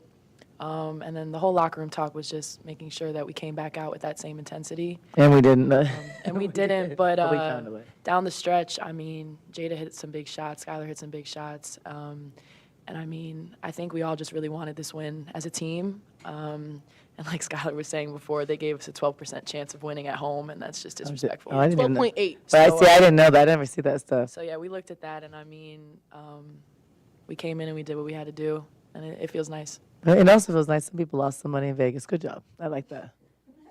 Sorry, guys. You lost a couple thousand. Oh, man, that was funny. So I think the best part of that was Brea Cunningham learning about what 500 means. We can't assume that these kids know all of the terminologies of sports. She had no idea that the Wildcats, with that win, were back above 500 at 5-4 in conference play. Yeah, and it was funny because they were given 13% chance to win. I think that was the same thing at the end, like, because in the men's game sometimes they do it as the game goes on. I think what did Kansas had or Houston had like a 4% or 2% chance at late in that game to win. And we'll get into that in a second. But first, let me say this, Kelvin. It's hard to oversimplify this, but in their losses, they've only had 2 losses this year, the women's team, where they shot over 40% from the field.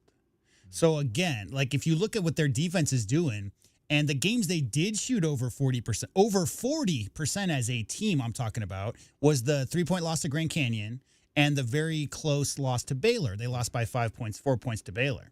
So is it as simple, Kelvin Ifon, as when Adia's squad can find a way to put the ball in the bucket? The defense has been there all year long.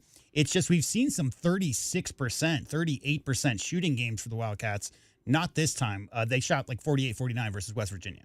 Yeah, I mean, I think that's been the way the whole time Adia's been there. Her defenses have always been stellar. It's just manufacturing points has been tough for our women's team. We had McDonald for a while. She was a bucket in that, and so of course she got us to the finals with that defense that Adia has. And I think Jada Williams has some of that quality as well. She's just got to get a little bit more older.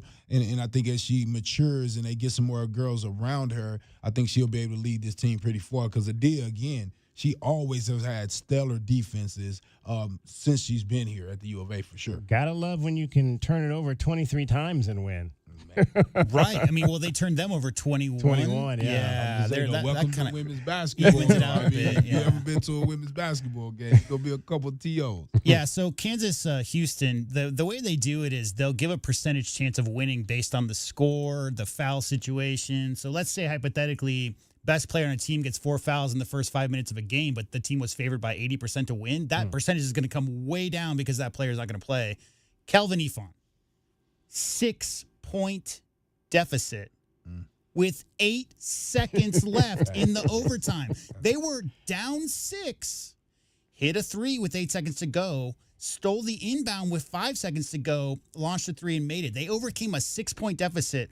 I've never seen a team overcome a 2-possession deficit under 10 seconds ever. That's how outrageous that Kansas-Houston finish was. And those were 2 guys that don't really shoot threes either. Neither one of those guys is like one of their best 3-point shooters. Right. That made those shots. But I always talk about recruiting. Again, another guy that doesn't really go after McDonald's All-Americans. He goes after guys that fit his system, guys that are willing to just give their all. Anytime you're playing in Houston and Kelvin Sampson, I like his name, but matter of fact. But anytime you're playing a team that he coaches, you know that they're not going to give in. You're going to get 125% every time you play those guys. And JW, you were saying you looked it up in terms of the McDonald's All-Americans in Iowa State. There have been few and far between. Yeah, there's really not a long list. There was a guy in the 1970s by the name of Marcus Pfizer. Okay. Yeah. He was an All-American in, I want to say, 77, I think it was. Marcus and then Pfizer? a couple years ago, they had 97, not 77. Okay, I'm going to say, yeah. I remember. And then a couple years back, they had a guy named Omaha Billieu who went there in 2023 and assigned out of the All-American game, but he transferred to Wake Forest after 1 year. So, yeah, only a couple McDonald's All-Americans who've ever committed to the Cyclones. All right. Let's tell you what's happening around the rest of college basketball tonight. This will be quick. Let's take a look at what's happening around the rest of the country. The College Basketball Scoreboard is brought to you by Goldberg and Osborne. Goldberg and Osborne, the injury lawyers. This is the only game in the pack. Dang it. This is the only game in the Big 12 tonight. Iowa State and Arizona. And it is one of just two games tonight in the top 25. The other game involves the second-ranked Duke Blue Devils, who are in first place in the ACC at 9-0 and 17-2 overall. They will be home at Cameron Indoor Stadium against North Carolina State. The Wolfpack this year are 9-10 and 2-6. So there's in conference only play. two games on television today, and Arizona's still starting at 8:30. Right? Yeah. I guess that's because you got this TGL golf thing happening. Maybe that's way more important than college basketball. I don't know. 4 games tomorrow in conference. Central Florida will play at number 11 Kansas. Baylor, BYU. Arizona State visits Colorado. The Buffs 0-8. And Utah will host Cincinnati. And then you got 3 games on Wednesday. And that'll be number 6 Houston at West Virginia. The Cougars, again, 8-0, 16-3 overall. Number 22, Texas Tech will host TCU, and Oklahoma State will visit Kansas State. That'll round out the end of this current week here in the Big 12 Conference. And that is your scoreboard. The College Basketball Scoreboard is brought to you by Goldberg and Osborne. Goldberg and Osborne, the injury lawyers. All right, we'll get you your scouting report. Coming up next, John Walters, the voice of the Iowa State Cyclones, will join us. We're getting you set for ISU, U of A, 8:37 tip-off here in Tucson at McHale Center. Coming up, you'll hear it right here on Wildcats Radio 1290 and over on the FM side, K-Hit 107.5, along with Kelvin Ifan and JW Madden. I'm David Kelly. You're listening to Wildcats Radio 1290. Do you trust those in charge of your financial future? Trust is founded on 3 core principles: competence, honesty, and benevolence. Those making decisions about your financial future should always place your best interest ahead of their own. I'm Natalie Fernandez-Lee, and at Meridian Wealth Management, fostering trusted relationships with our clients is our top priority. Call us at 719-1433 or visit meridianwealthllc.com to learn more today. Advisory services provided by Meridian Wealth Management, a registered investment advisor. Hey, Eugene, what's with the giant pile of scratcher tickets? With these scratchers, I'll win enough dough to enroll in the UberTube car repair classes and finally know how to fix your car right. Well, then keep on scratching, Eugene. Good luck on that, guys. But if you need a sure thing, check out Jack Furrier Tire and Auto Care. No appointment necessary, call ahead's welcome, or just stop by any of the 14 area locations. And check out our full page of promotions and discounts at jackfurriers.com. Jack Furrier Tire and Auto Care since 1960, here to get you there. Think of waking up with energy, standing tall and feeling free. Think First Chiropractic, good health is to enjoy. First Chiropractic is pleased to announce that Access Health Plans now cover chiropractic care. A referral by your PCP is required. For more information, go to firstchiro.com, the most trusted name in chiropractic care. A proud U of A radio sponsor. First Chiropractic, good health is to enjoy. Does it feel like the price of everything is going up, up, up? We can't control the price of gas or groceries, but at Royal Kia, we never add market adjustments, even while other dealers add fees because inventory is limited. At Royal Kia, you can rest assured you won't pay market adjustments, and we stand by our transparent online pricing. Royal Kia, the dealership that's different. OAC plus tax, title, license, dealer installed options, and $529 doc fee. Royal Kia, Speedway in Columbus or royalkia.com. Stars are shining down on Goldberg and Osborne. The Eagle has more than 2,200 5-star Google reviews from across Arizona, like these. They go that extra mile to let you know they care. A wonderful experience. They treat their clients like family, and their professionalism is the best in the business. They made sure I got a great offer. Like a bulldog, they fought for me. Well said, everyone. After any accident, remember, deferred is the word. Visit Goldberg and Osborne at 1-800-THEEAGLE.com. Honey, our yard's full of weeds. Looks like a jungle and the neighbors are complaining. I know. I'm trying to get rid of them, but the product I'm using, it doesn't work. Oh. Not to mention, I don't have the time. But it's not just weeds. It's not? No, I'm seeing ants. Ants? Yeah, and spiders. Ooh, spiders. I know, and I think I saw a scorpion. No way. Yes way, and there's a pack rat in our garage. Ew. Okay, I'll call University Termite and Pest Control today. We'll get rid of all of them. Okay, honey, thank you. University Termite and Pest Control, locally owned. Find them online at bepestfree.com. Experiencing the natural wonders comes easy at Rockin' K. Nestled at the base of the Rincon Mountain foothills, enjoy stunning mountain views up close every day. In the top-rated Vail School District, Rockin' K is close to work, shopping, and services. Tour 18 model homes by top-tier builders offering move-in ready homes and special incentives. LiveRockingK.com. Proud U of A radio broadcast sponsor. Driving the lane, dunking on the competition, and playing as a team. These are things we'll see this season watching our Wildcats play basketball. These happen to be the things you'll also find when you buy your next vehicle from O'Reilly Chevrolet. The only difference is at O'Reilly, nobody gets penalized for traveling. Heck, we actually encourage it. See us on Broadway next to Park Place Mall. Call 747-8000 or find new roads at O'Reilly.com, where you can experience our version of a steal. O'Reilly Chevrolet, more than a great price. O'Reilly Chevrolet. Our Window Depot coverage of U of A basketball continues. This is the Meridian Wealth Management Arizona Game Day pregame show on Wildcats Radio 1290. Now, back to your hosts, David Kelly, the captain Kelvin Yvonne, and J.W. Madden. Grabbed by K.J. Lewis. Cats will push it. Lewis down to our left, ahead to Basehart. Down the lane, up and under, and banks it home. First bucket of the ballgame for Henry Basar. And a pretty one at that. It's time now for us to take you down to front row of the arena. A view from the courtside is brought to you by Kaiser Garage Door and Gates. Kaiser, serving Southern Arizona for more than 25 years.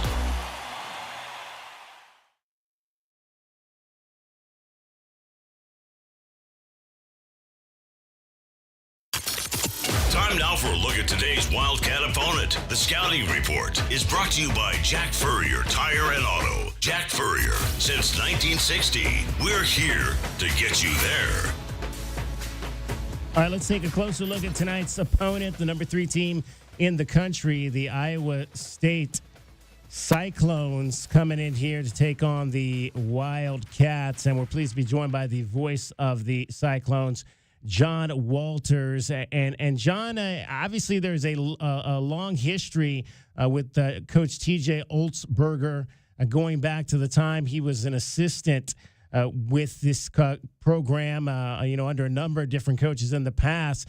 Was it expected, though, when he was hired out of UNLV, where, again, in 2 years there, the record didn't necessarily stand out, but I'm imagining the history was the big thing with this program that you thought, or was there a thought that he could take it to this level?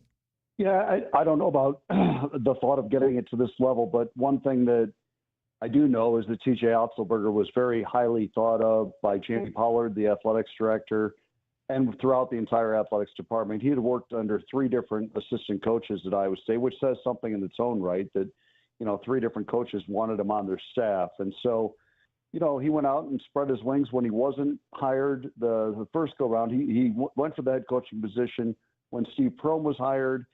It was down to he and Coach Prohm. Coach Prohm got the job. And TJ went on to a lot of success at South Dakota State and then on to UNLV. And then the opportunity presented itself again. He tried for it again and got it. So no looking back, great accomplishments by him so far. But he's a guy that just fits the culture at Iowa State. And they knew what they were getting with him in terms of the values he would bring to the program, how he would approach his daily business. I don't think they could have possibly anticipated the level of success that Iowa State's had, but it's been terrific, and we're going to ride that wave as long as we can. Absolutely, and you got a hometown kid, obviously, Taman Lipsey out of Ames High School, 15th player in school history to play for the Cyclones. And this is a real tough kid. I understand he's got another injury that he's dealing with. He had the shoulder thing last year, but he just continues to show up and play at a high level. I mean, what does that say to to what this particular player means to this program? Well, he means a lot, and it's all stuff that's kind of intangible. I mean, there's some good numbers, too. Certainly he's among the national leaders in steals. He gets his share of assists. He scores some. But his value to this basketball team is in the loose balls that he tracks down and the hustle plays that he makes, the leadership that he has, all the intangible stuff. And absolutely, he'll continue to play hurt. He's got his thumb wrapped up pretty tightly these days on his shooting hand. But it hasn't slowed him down. And yeah, you're right. He's gone through a variety of injuries. He's missed a lot of practices over the years just because they have to shut him down because he plays so hard that his usage rate is really high. And so they just decide to shut him down from time to time to try to keep him healthy and make it through the season. And that's the case again this year. He's kind of like a 40-year-old man in a 20-year-old body, but, he takes the bumps and bruises and keeps on ticking. And he's a hugely valuable part of this Iowa State team. How was Curtis Jones not in the starting lineup for the majority of this season, the way that he's been playing lately? Yeah, it was a situation where TJ Otzelberger basically said, look, we have 6 starters. I mean, he started game 1, and then they decided to go back to a lineup that they had used a year ago where Kurt came off the bench and did so with a lot of success, and Milan Momcilovic was in that starting lineup. And when Milan got hurt, the decision was easy to put Kurt Jones back in there. But Kurt, being the team guy that he is, was perfectly willing to come off the bench in that 6th-man role. And, really TJ would always get him into the game 2 minutes into the game anyway. So he was playing starter minutes. He's always been second on the team in minutes behind Keyshawn Gilbert all year, whether he was coming off the bench or starting. And so they basically knew that he was going to be out there when the game was closing out and when it matters most. But he's had an exceptional season. I mean, beyond anybody's expectations. He just continues to get better. I mean, it's a guy that, 3 years ago was averaging 2 points a game at Buffalo. And, he had a good year after that and then transferred to Iowa State, had a really good year last year coming off the bench. And now this year he's kind of taken it to another level. So he's been terrific. He's been very consistent. He's really good at hitting the three, but also at getting the defender on his hip and kind of taking advantage of that. And, either getting to the free throw line or he's really developed this little teardrop floater game in the lane. He's got a lot of tricks in his bag, and he uses them all on a daily basis. We're chatting with the voice of the Iowa State Cyclones. His name is John Walters, and it is your scouting report brought to you by Jack Furrier Tire and Auto Care. Jack Furrier, since 1960, here to get you there. You mentioned the injury to Milan Momcilovic. What does this team miss with him out with him gone from the lineup? Well, it's one more guy that could really spread the floor. Even if he wasn't taking or making shots, you had to respect the fact that he certainly could. And so usually drew a bigger defender away from the basket and kind of freed up the paint a little bit for Keyshawn Gilbert, Taman Lipsey, Curtis Jones to get downhill a little bit, and for Joshua Jefferson to operate inside. With him out, teams have packed in the lane a little bit more and made it harder for Keyshawn to get to the basket on drives and some of the other guys. And so that's the thing that they probably miss the most. But he's also a guy that can really score it and has had some great scoring games, had 24 earlier this season against Colorado, and a great long-range shooter with size and kind of has that Dirk fadeaway in his game as well. So I think he'll, in all likelihood, be back by the time Iowa State and Arizona meet again.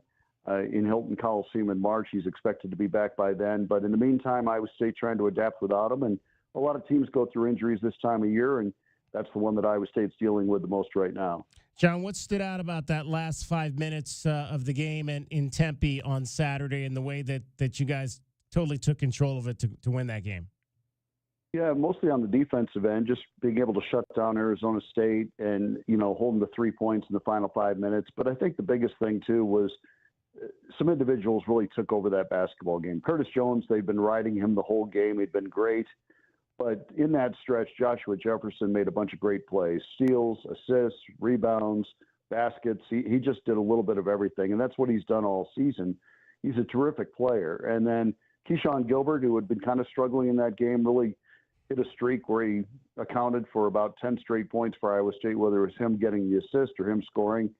And that's when Iowa State was able to get to a double-digit lead and then hold them off. And, this is the 5th time this season that Iowa State's gone on the road and been down in the second half of the game. 4 of those occasions, they've come back to win. So they kind of followed that same formula of just kind of hang in there and keep playing harder and hopefully for longer, and hopefully things will turn your way. There's enough talent there that you hope that eventually you'll be able to turn the corner, and this team's been able to do that on a pretty consistent basis. John Walters is our guest. He's the play-by-play man for Iowa State. It is your scouting report brought to you by Jack Furrier Tire and Auto Care. Jack Furrier since 1960. We're here to get you there. You mentioned Keyshawn Gilbert. This was a guy that originally committed to TJ Otzelberger when he was at UNLV. What did he say, or what has he said about what he liked about Keyshawn when he was recruiting him initially? Well, I think he just loves the fact that he's a downhill player. I mean, he's a winner. He's a very determined guy to get into the paint. He's a great finisher in there. That's where he's come the furthest, probably from his days at UNLV and even last year at Iowa State. He's really come a long way as a finisher, a guy that can get to the basket and score it with either hand, absorb contact and still score, and get to the free throw line, do all those things. But he's just got such a determination about him to get inside offensively. He's a very good defender, and he plays within the team concept. He's in the top 10 in assists in the Big 12, and he's just a really complete player that TJ knew he could be good, but I don't know if even he knew that he would be, this level of good as a senior. But he's one of those guys that's developed and gotten better every year, and it's been really fun to watch. And, John, before we let you go, what have you seen? What are some of the differences you've seen in this conference now with the expansion and Arizona State, Colorado, Utah coming into it? Well, I think it's only added to the intrigue about the Big 12 conference. And, you had a great program like Arizona with its tradition and history. That's huge for the conference. And so I think this is great. I can't wait to see this game unfold tonight. I think that these newcomers have all brought something different to the table. Obviously, in football, they brought a lot of great things, and they certainly will in basketball too. And I just think that you have great coaches in this league. We've added more great coaches. I mean, Tad Boyle's the winningest coach in the history of Colorado.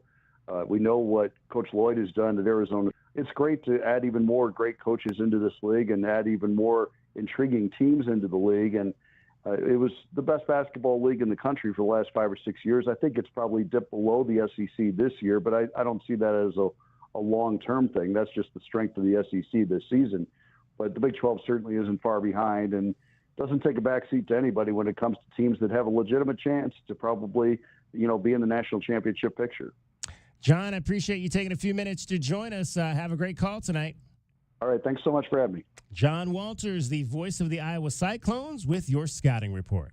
And that's the lowdown on the team U of A is about to face on the hardwood. The scouting report has been brought to you by Jack Furrier Tire and Auto. Jack Furrier, since 1960.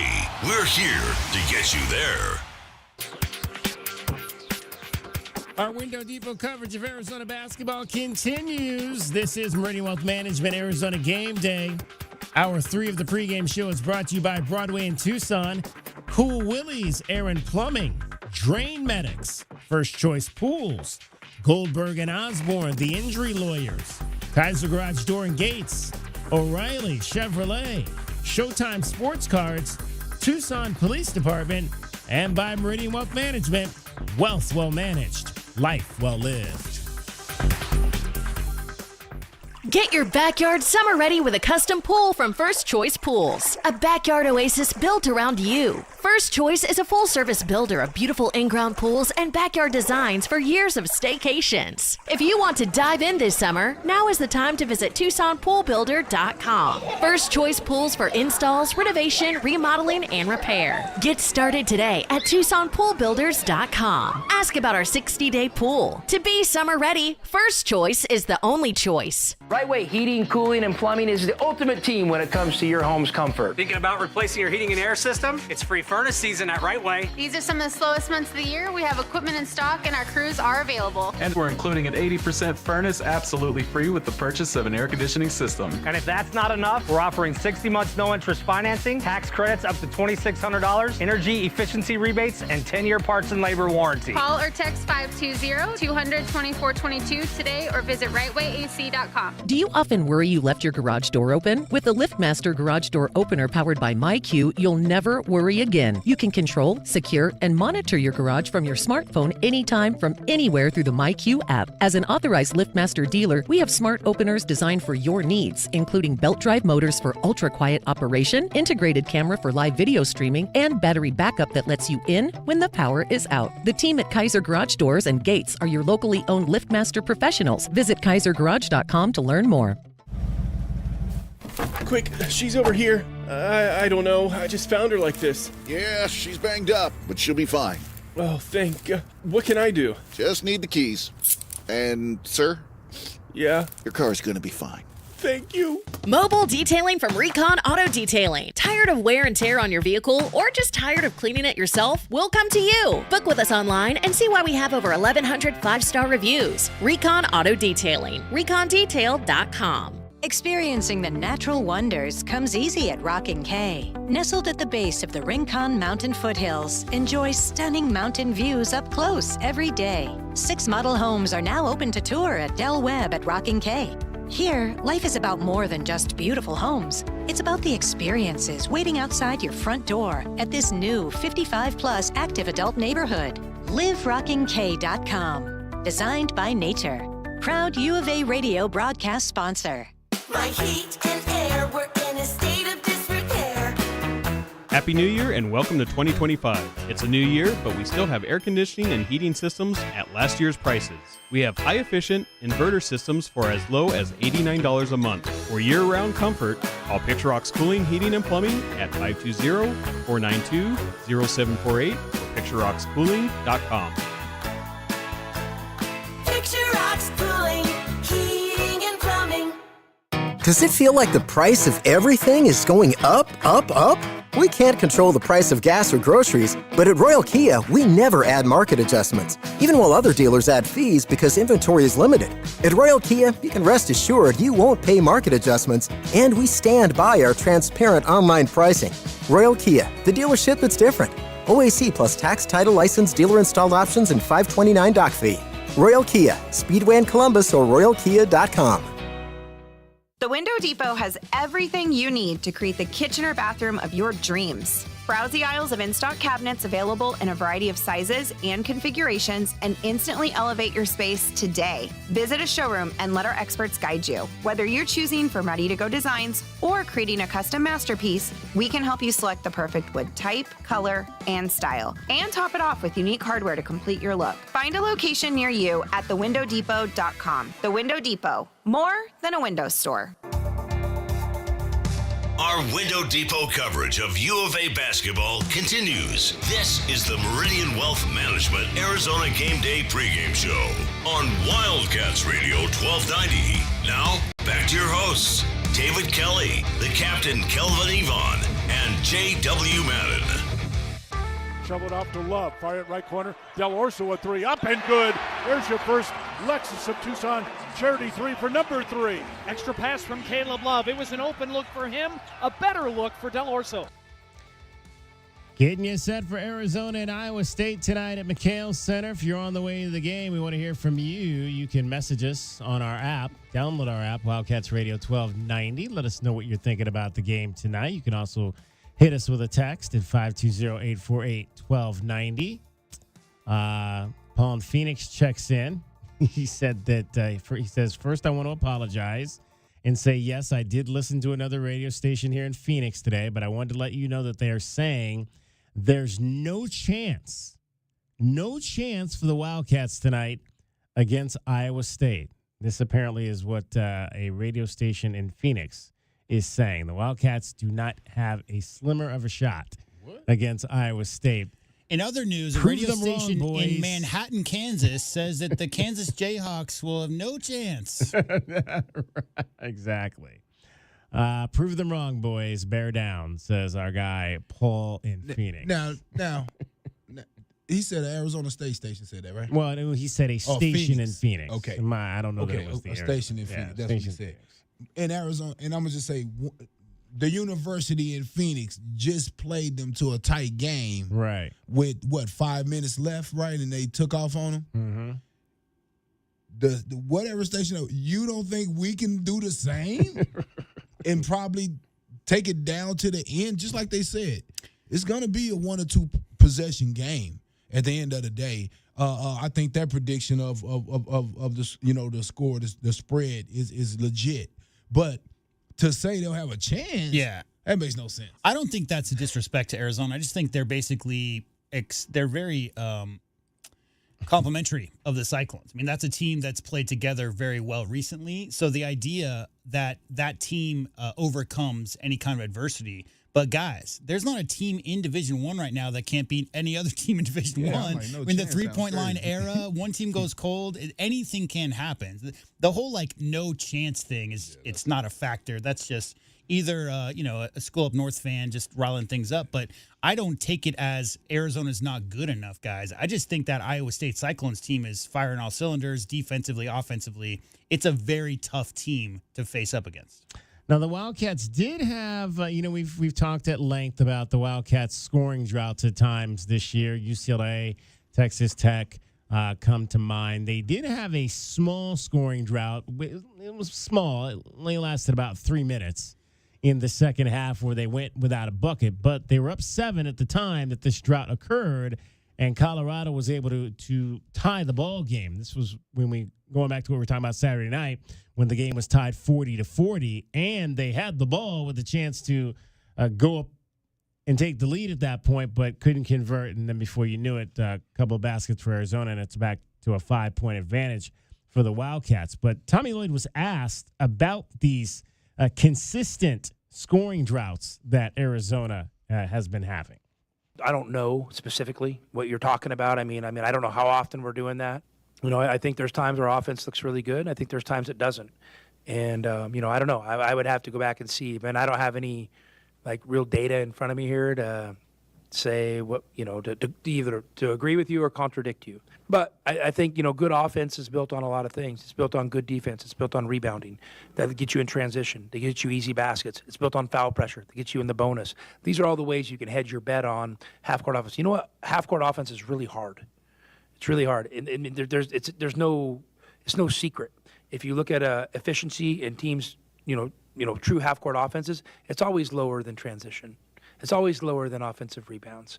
So, I think the more times you can get yourself out of half-court offense, and be efficient and in the open court is good. So, to me, that's probably what I would say. Are we getting enough stops? Are we rebounding the ball well enough? Because those things usually kickstart your offense. Why is it so hard? Half-court offense? Yeah. Because the defense is set. The defense is back. They got their guys level off. Everybody got their because there's an HD camera at every angle of every game. Unlike when we were coming up, you kind of had to just use your eyes to evaluate the talent of the other way. But anybody playing modern game, Kelvin, they've got every angle of every set. They got it broken down on a whiteboard. As far as what the other team offensively is trying to do, they're coming into it knowing exactly what they're trying to take away. And even before, when we didn't have all of that, you're playing the competitors. You're playing other Division I guys. You're playing other, guys, coaches that tell their guys, 4 guys get back, 1 guy rebound. 3 guys get back, 2 guys rebound. So there's different ways that you can get your defense back to stop the break and then level off and man up. And if you just half try to play man-to-man, it's tough to make a shot. I mean, DK, you can get some of these guys without any defense out there, and they're going to go 3 for 10 from the 3. So imagine having defense, and that's why you see some of the percentages that you actually see. So, coupled with the competition, but the defensive philosophies of these different coaches. I mean, you look at Houston where they do the double the big on the box and rotate the different rotations. It's the effort of the players and the competition that's in Division I. What I've noticed is that when they do get on the wrong side of some of these scoreless droughts, especially the UCLA game, Texas Tech not so much, but the UCLA game in particular, there's a lot of guys on this team, fellas, who are accomplished offensive players. Del Orso and Caleb Love primarily come to mind. When you go back and watch that tape, some of those possessions, Kelvin, those guys were trying to get it all back at once, trying to shoot, a 23-footer over a defender. If I make this, it brings us back within 1. But if you do that with 20 seconds left on the shot clock, and that's not a good shot within the flow of the offense, you're doing it because you have supreme confidence, right, that you can knock that shot down. But if guys take it upon themselves to try to get the team back in single-handedly, if that snowballs and everybody starts doing that and they start going away from the offense, that UCLA game, guys, it was like 12, 13 minutes without a field goal, right? And those kind of stretches don't come because they're playing great. I don't care how good the defense is, Kelvin. If you go 12 minutes in the NCAA basketball game without getting a field goal, it just means you're not getting good shots. And I'll ask you, in that situation, how many minutes should you let go by before you make sure we get a good shot? I trust you guys, but go ahead. And that was that situation. Exactly. Remember that one situation where Coach Lloyd didn't call a timeout because he got under the 12, I think it was, and he was waiting for the next dead ball, and it went 4 minutes, DK? Remember that? Mm-hmm. Where he was going to call a timeout to kind of get his guys gathered up and get on the same page offensively, but there was no dead ball for 4 straight in-game minutes. And before you knew it, that was like an 8-1 run, something like that. So what just looking like I mentioned, they had a 3-minute scoring drought in the last game. They had 2 3-minute droughts, maybe, if you want to call. Can we even call 3 minutes a drought? Are we talking short, mini things? What constitutes a drought? Is that 5 or more minutes? To me, I don't even really recognize it. I wouldn't have even known. And I just, because the question got asked, so I went and looked it up, and it was 3 minutes. But to me, I don't even really recognize it if it's not at least 5 minutes on the clock without scoring. Yeah, to me, that's when I noticed it, around 4 minutes. The TV timeouts. I was like, wait a minute, we haven't had a basket in a while. Yeah. But as a player, as a coach in the actual game, I feel it right away after a couple. I'd be like, hey, slow down. Hey, run such and such. Let's just see if it'll work. Because you know what it is? A lot of times you run plays a lot of times because the guys are forgetting who's hot. He just made a basket over there. Little Johnny just made a basket, and we ain't went back to him 4 times. No way. I got to call something to get little Johnny another shot again because he's making buckets. Y'all don't see that? You know what I mean? So to me, that's what you're really doing a lot of times, reminding guys hey, you didn't just see what a Walker got it going on the box. Get it to him. What we doing here? We take 3 more threes and don't give him the ball. Towns, it's that right there. And a lot of times as a coach, you want your guys to be confident and you want them taking confident shots. But sometimes in the heat of competition, you're not thinking levelly, right? So you need somebody to reel you in and to make sure you understand what we're trying to do. I think, DK, it's super relative as far as how it feels to you as the observer when there's a scoring drought. And I'll tell you an example is the Texas Tech game, right? So with 6 minutes and 44 seconds left to go, it was 20-24. And then with 2 minutes to go, it was 21-28. Both teams went on a drought. Both teams scored a total of 6 points in that 6-minute stretch. Fast forward to the end of the game, it was 54-57, DK. Arizona was down by 3 points, 54-57. The game wound up being 70-54. So they got outscored 14-0 in the last 4 minutes of that game. So the relativity of the scoring droughts has to do with what your defense has given up on the other side. And unfortunately for the Cats, that UCLA game and the Texas Tech game come to mind of games where their scoring drought coincided with those other guys knocking down shots and finding a way through Arizona's defense. So you get stops, you don't score, it's fine. But if you're not scoring over an extended period of time and you're not getting stops either, that's a recipe for a bad night. Speaking of a scoring drought of sorts, Henry Vasar, 0 points in the first half against Colorado. All 9 of his points in the second half against the Buffaloes. And Vasar was 3 of 4, hit a 3, and had a couple of free throws in that ball game. Tommy Lloyd on him getting off to slow starts in some of these games offensively. There's going to be some ups and downs, but obviously you guys see Henry. He could be a game changer.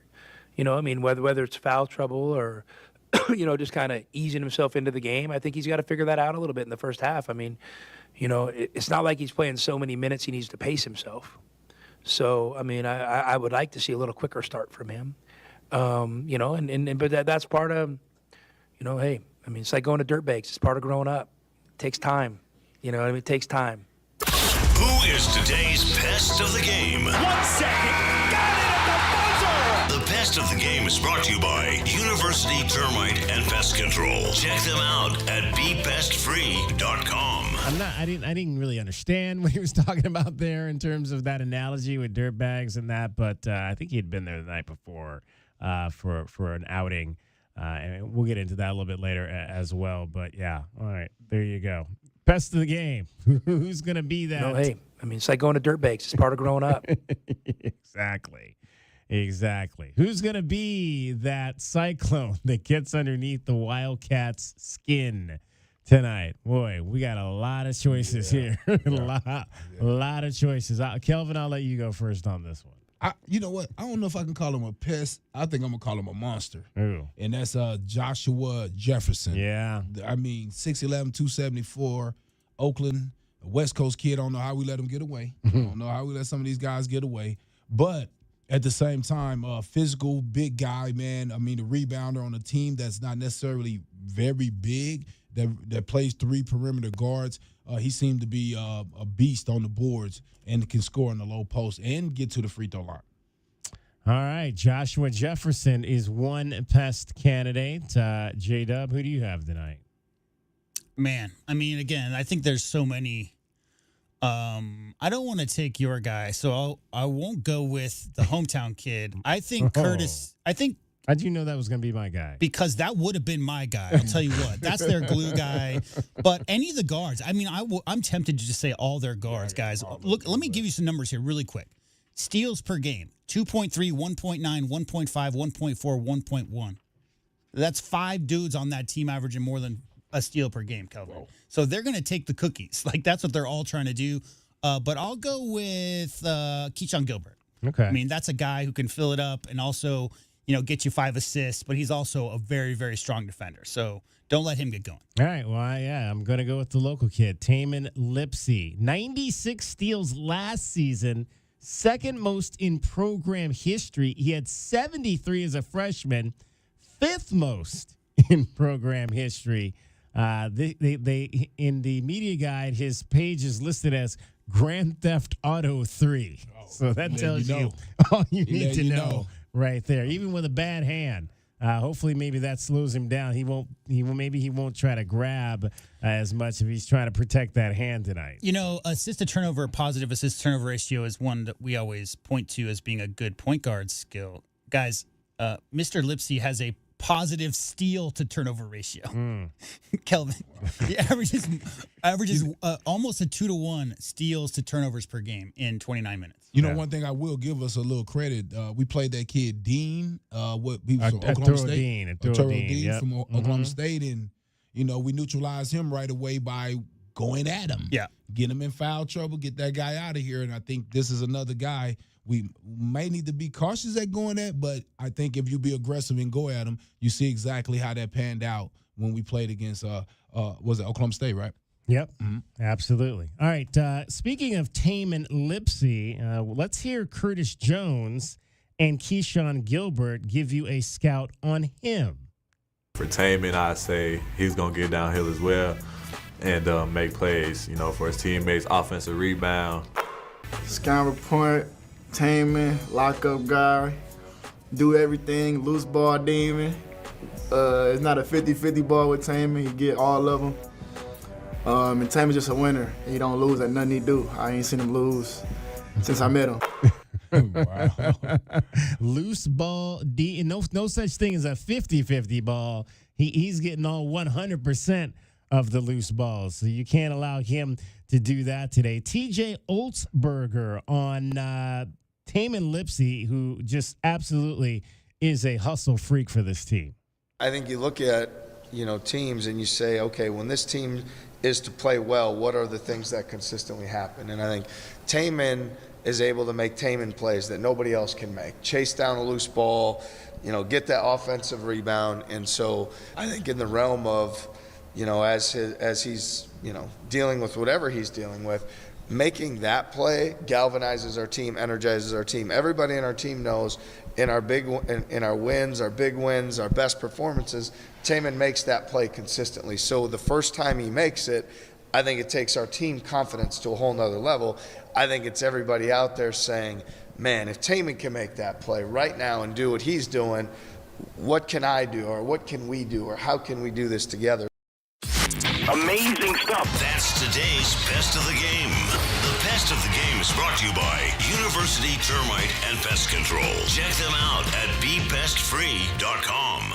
All right, there's three-guard play. Those are your pests tonight for the Arizona Wildcats. Let's hope they all three don't get underneath Arizona's skin this evening. It is Meridian Wealth Management Arizona Game Day, getting you set for the showdown tonight in the desert between the third-ranked Iowa State Cyclones and your Arizona Wildcats. Both teams come in at 7-1 in conference play. They are tied for second place behind the Houston Cougars. 2 hours in the books. One more hour to go as we take you up to Brian Jeffries and Ryan Hansen at 8. Tip-off, I should say, at 8:37, along with Kelvin Ifan and J.W. Madden.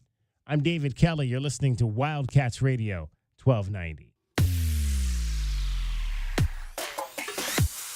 Our Window Depot coverage of Arizona basketball is getting you closer to tip-off. This is Meridian Wealth Management Arizona Game Day.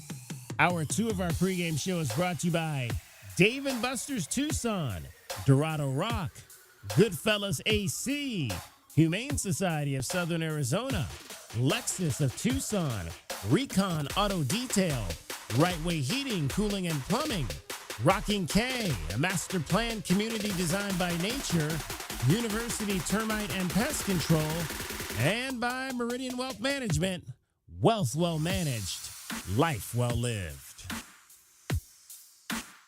Hi, this is Peter Costa, former governor of the New York Stock Exchange and proud member of the Advisory Business Council with Meridian Wealth Management. One thing I've learned over 40 years on the floor is the value of a trusting relationship with your financial advisor. After all, everyone is a genius when the markets are going up, but when they drop, that's when the guidance of a professional is most important. For more information about Meridian, call 719-1433 or visit online at meridianwealthllc.com. Advisory services provided by Meridian Wealth Management, a registered investment advisor. Don't hold back. Just dive right in. This is Desert Diamond. The round-the-clock, off-the-charts, over-the-top spectacle that puts a shine on any day, anytime. The tables are hot to the touch. The slots are spinning winners every day. And the point spreads are yours for the taking. So go ahead. Live the diamond life. Desert Diamond Casino. Visit ddcaz.com. An enterprise of the Thana Ardent Nation. Looking for unlimited gameplay all season long? Dave & Buster's is introducing the all-new Winter Season Pass. You can pick your perfect pass and play like a Dave & Buster's VIP with unlimited access to over 140 games and deals on sips and bites. Sign up now and take advantage of this incredible deal now through February 28th. Don't forget to stop in Monday through Friday from 11 a.m. to 2 p.m. for lunch specials and grab the all-new Winter Season Pass. There's nowhere better to eat, drink, play, and watch than Dave & Buster's, the best place outside the stadium to see the games this football season. Cool Willie's Air and Plumbing. Always trust the big guy. Mention your Wildcats and receive $50 off any repair at coolwillies.com. Cool Willie's is proud to be a partner of the University of Arizona Wildcats basketball radio broadcast. Two powerful teams working hard for you to get the job done right every day. Cool Willie's Air and Plumbing. Big enough to help, small enough to care. Remember to mention your Wildcats and receive $50 off any repair. coolwillies.com. Does it feel like the price of everything is going up, up, up? We can't control the price of gas or groceries, but at Royal Kia, we never add market adjustments, even while other dealers add fees because inventory is limited. At Royal Kia, you can rest assured you won't pay market adjustments, and we stand by our transparent online pricing. Royal Kia, the dealership that's different. OAC plus tax, title, license, dealer installed options, and $529 doc fee. Royal Kia, Speedway in Columbus or royalkia.com. Make the right choice for your home when it comes to windows and doors. For more than 20 years, the Window Depot has provided the best price and biggest inventory on in-stock windows and doors. The Window Depot is open to the public, so whether you're a homeowner or a contractor, you can shop the enormous warehouse. Browse the shelves with over 1,000 vinyl windows, interior and patio doors, and skylights in several varieties and sizes available to go home today. Shop thewindowdepot.com or find a location near you. The Window Depot. Best price, biggest inventory. Stars are shining down on Goldberg and Osborne. The Eagle has more than 2,200 5-star Google reviews from across Arizona, like these. They go that extra mile to let you know they care. A wonderful experience. They treat their clients like family, and their professionalism is the best in the business. They made sure I got a great offer. Like a bulldog, they fought for me. Well said, everyone. After any accident, remember, the bird is the word. Visit Goldberg and Osborne at 1-800-THEEAGLE.com. The cold Arizona nights are here. Is your furnace ready? For just $59, Rightway is offering a complete system tune-up, ensuring your furnace runs efficiently to keep your home comfortable all season long. Routine maintenance is key to avoiding costly breakdowns. And with over 9,000 5-star Google reviews, you can trust Rightway to get the job done right. Plus, we'll include a free carbon monoxide test for your peace of mind. Call Rightway today at 520-640-2665 or visit us at rightwayac.com for your $59 complete system tune-up. Wildcat Nation, are you ready? Caleb on a breakaway windmill jam. Arizona basketball never sleeps. Bear down, Cats. Our Window Depot coverage of U of A basketball continues. The Meridian Wealth Management Arizona Gameday pregame show is brought to you by Meridian Wealth Management. Wealth well managed, life well lived. We're getting closer to tip-off for today's Arizona basketball game. This is Wildcats Radio 1290. Y'all can sit here and ask me all the questions y'all want to. I'm going to answer with the same answer, so y'all can shoot if y'all please. I'm here so I won't get fined. I'm here so I won't get fined. I'm here so I won't get fined. I'm here so I won't get fined. I'm here so I won't get fined. I'm just here so I won't get fined. Marshawn Lynch. The legendary Marshawn Lynch. How long ago was that? 10 years ago today. 10 years ago today. The infamous I'm here. Was that here? Was that Super Bowl here, I believe? Was that one of the ones that was here? I don't remember. Yeah, because it was Seahawks Patriots. So yeah, I think that was here. Was that I think that was the one that was here, if I'm not mistaken. Because I thought that I recall that was I was working at Channel 13 at the time. And that took place up in Phoenix. So you know what's so funny about that to me, guys, is how he became such a commercial star and all the media and everything. So he probably was a little more savvy back then than I knew. Right, because he knew what he was doing. He did. Marshawn Lynch, man, those some great.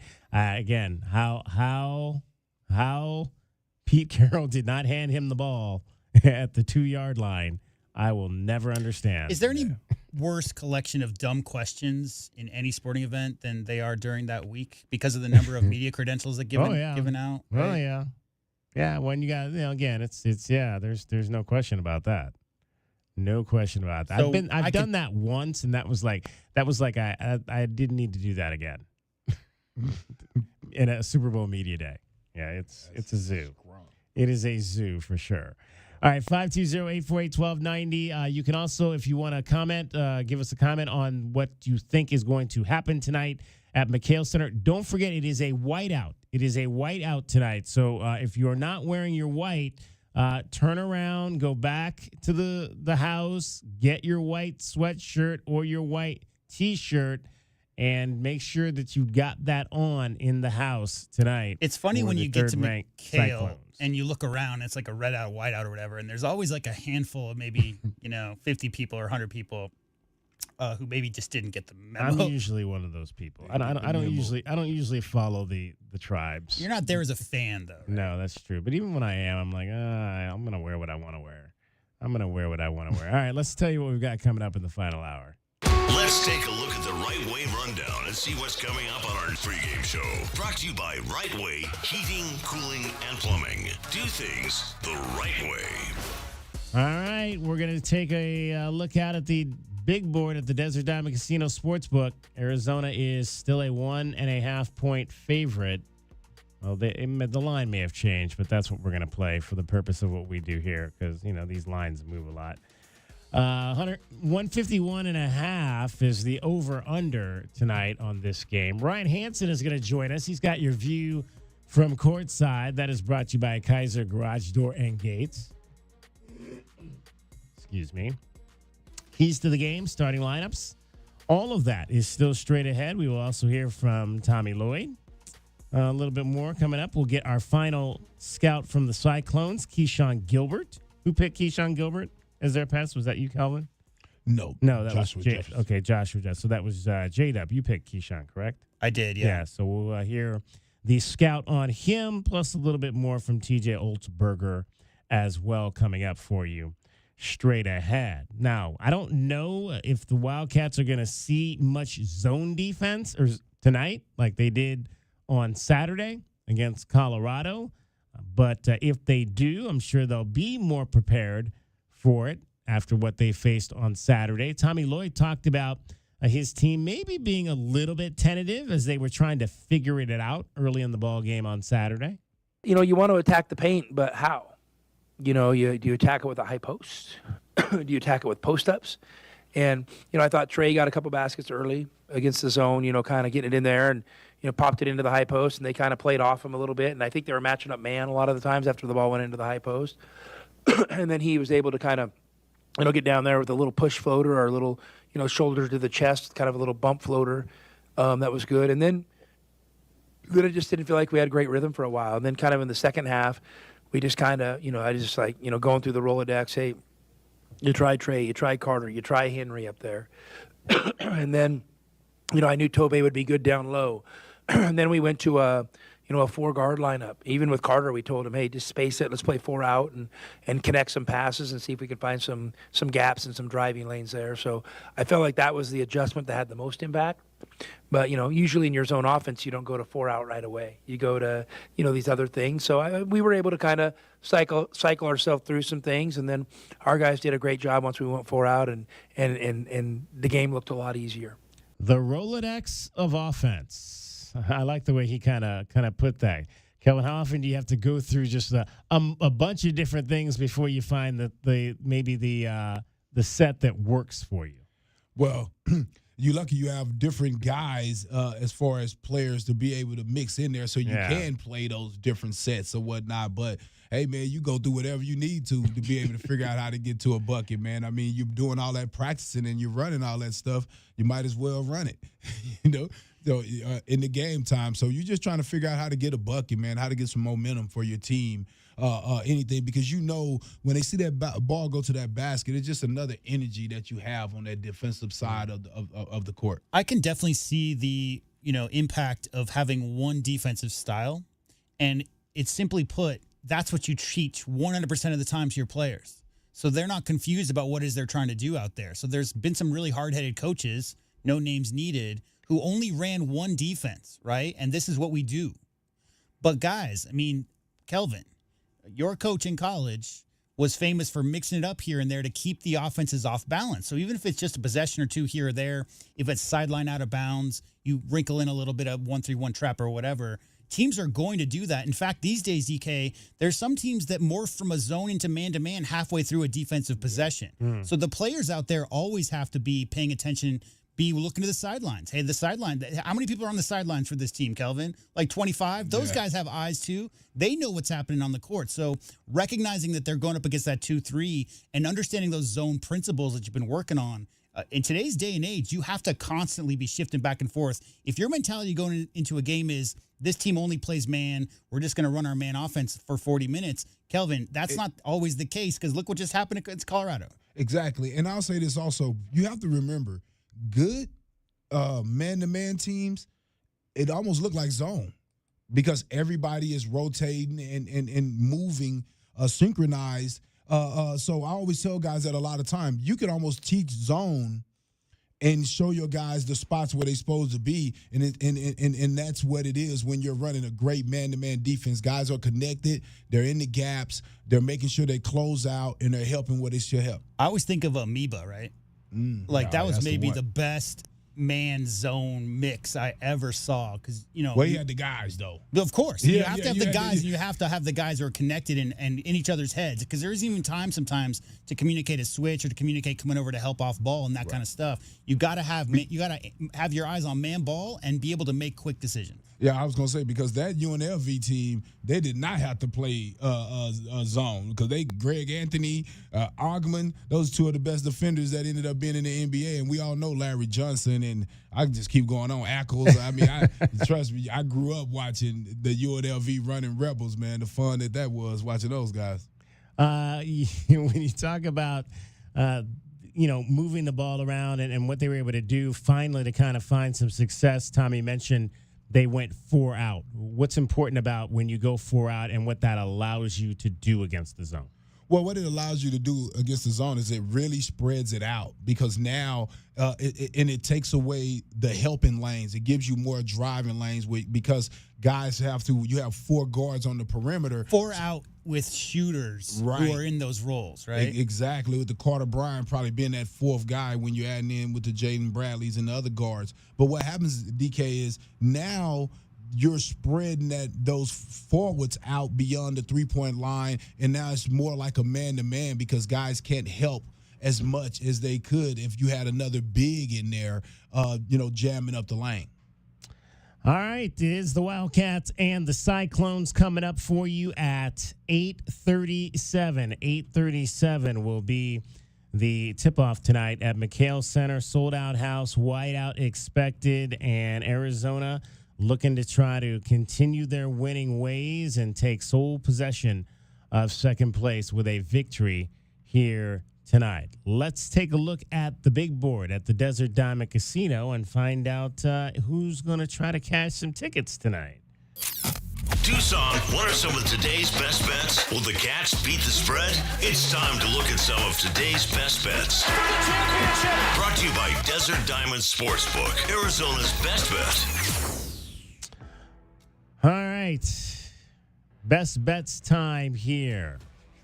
Arizona is a 1.5 point favorite tonight in this game.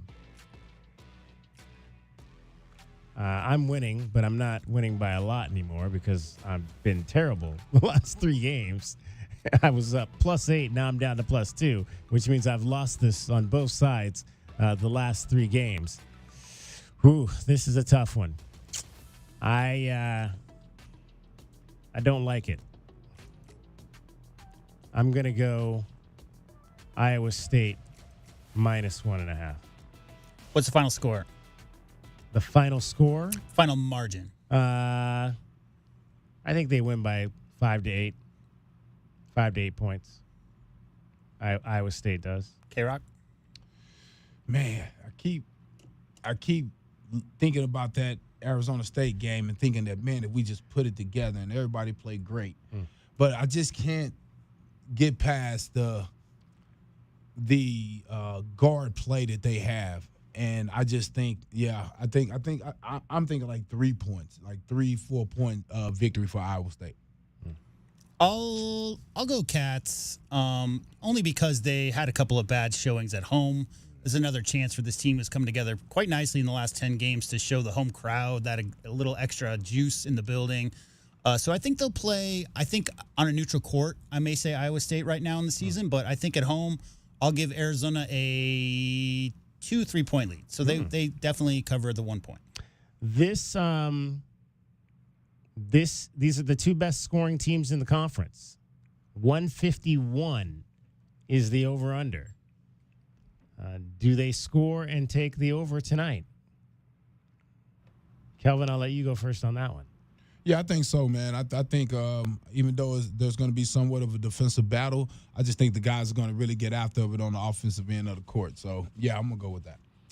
Yeah, I like the over as well, even though, I think we all went over the last game, too, and it came dramatically under. But, again, I think this is going to be I don't know that Iowa State is going to be able to kind of do what they did against Arizona State down the stretch. I would hope the Wildcats have learned their lesson there on how to get Kelvin says, get the ball to somebody, run a play to get somebody a bucket when you get into a drought once you get over that 4-minute stretch. So I'm going to go over tonight. Yeah, same. I don't think it's much more than that, but I think it's going to be a rock fight. I think both teams are going to shoot under their average from the field, but 155, you said? Yeah, I think 151. 150, yeah. I think it's about, 155, 160, probably 80, 81, I would imagine the final. All right, there you go. Those are your best bets. Those are today's best bets. Brought to you by Desert Diamond Sportsbook, Arizona's best bet. All right, 520-848-1290 is the number. Let us know what you think. Will the Cats cover the spread tonight? Will the over be the play? Much more straight ahead. Ryan Hansen is going to join us. We'll take you down to courtside and let you hear from the analyst for the Wildcats Radio Network. Get his thoughts on everything Arizona basketball. That is next. Meridian Wealth Management, Arizona Game Day. It is Wildcats Radio 1290. Don't hold back. Just dive right in. This is Desert Diamond. The round-the-clock, off-the-charts, over-the-top spectacle that puts a shine on any day, anytime. The tables are hot to the touch. The slots are spinning winners every day. And the point spreads are yours for the taking. So go ahead. Live the diamond life. Desert Diamond Casino. Visit ddcaz.com. An enterprise of the Thana Ardham Nation. Honey, our yard's full of weeds. Looks like a jungle and the neighbors are complaining. I know. I'm trying to get rid of them, but the product I'm using, it doesn't work. Oh. Not to mention, I don't have the time. But it's not just weeds. It's not? No, I'm seeing ants. Ants? Yeah, and spiders. Ooh, spiders. I know, and I think I saw a scorpion. No way. Yes way, and there's a pack rat in our garage. Ew. Okay, I'll call University Termite and Pest Control today. We'll get rid of all of them. Okay, honey, thank you. University Termite and Pest Control, locally owned. Find them online at bepestfree.com.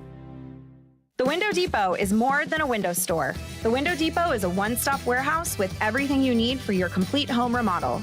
Shop the aisles of pre-built cabinets in a variety of colors, granite and quartz countertops, sinks, skylights, and hardware to complete your project. Need a custom order? We can help.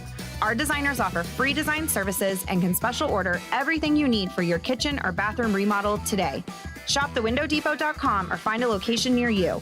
The Window Depot, more than a window store.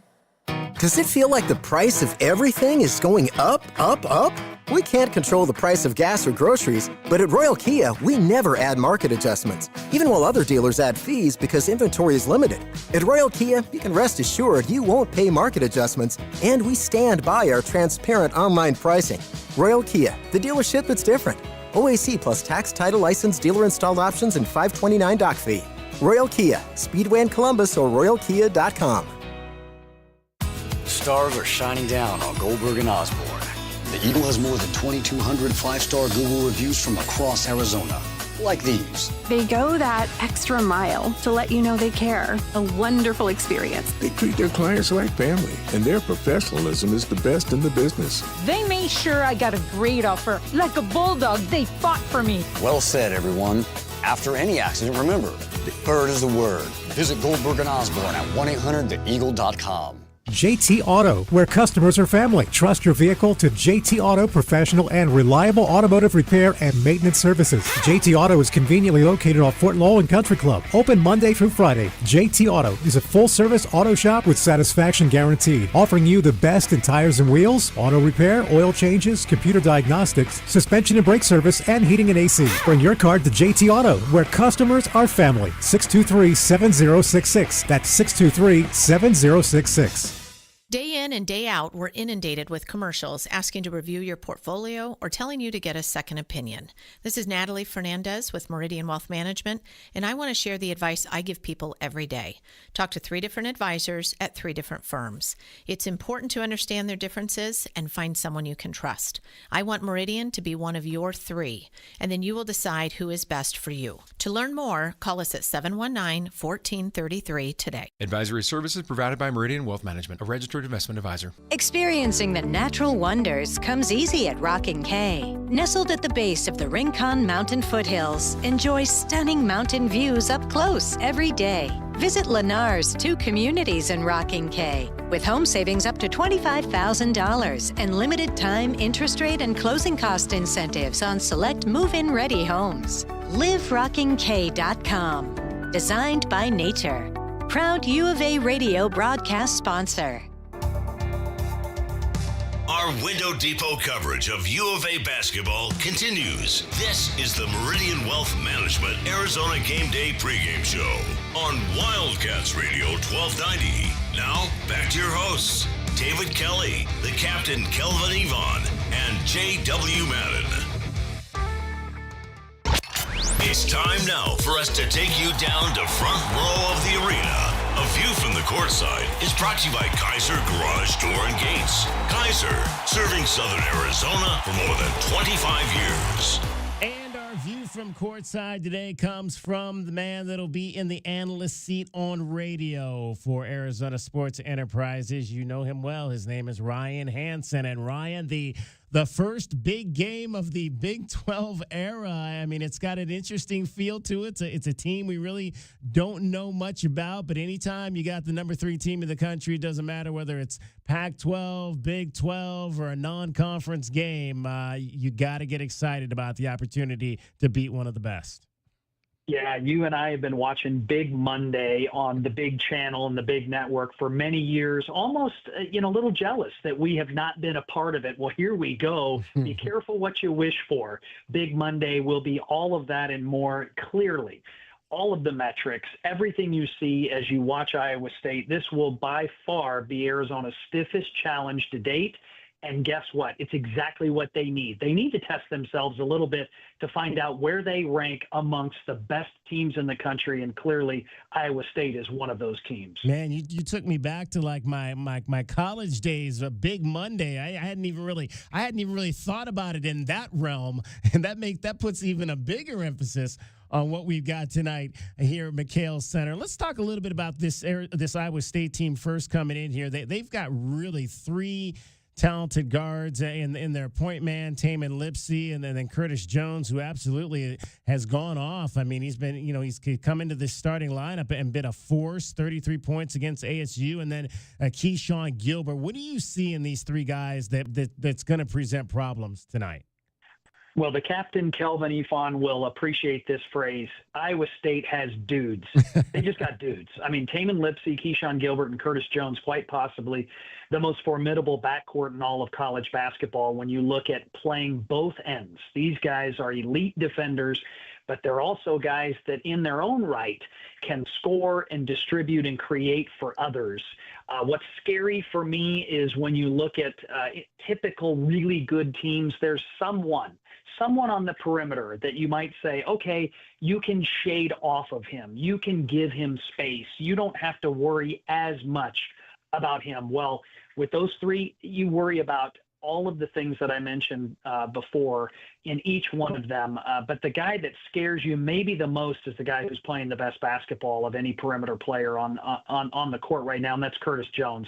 Great footwork, terrific touch, a knockdown shooter, 33 points, a career high against ASU. So he's playing at an elite level, but he's a volume shooter. He can get it anywhere he wants it with double teams in his face, step back threes.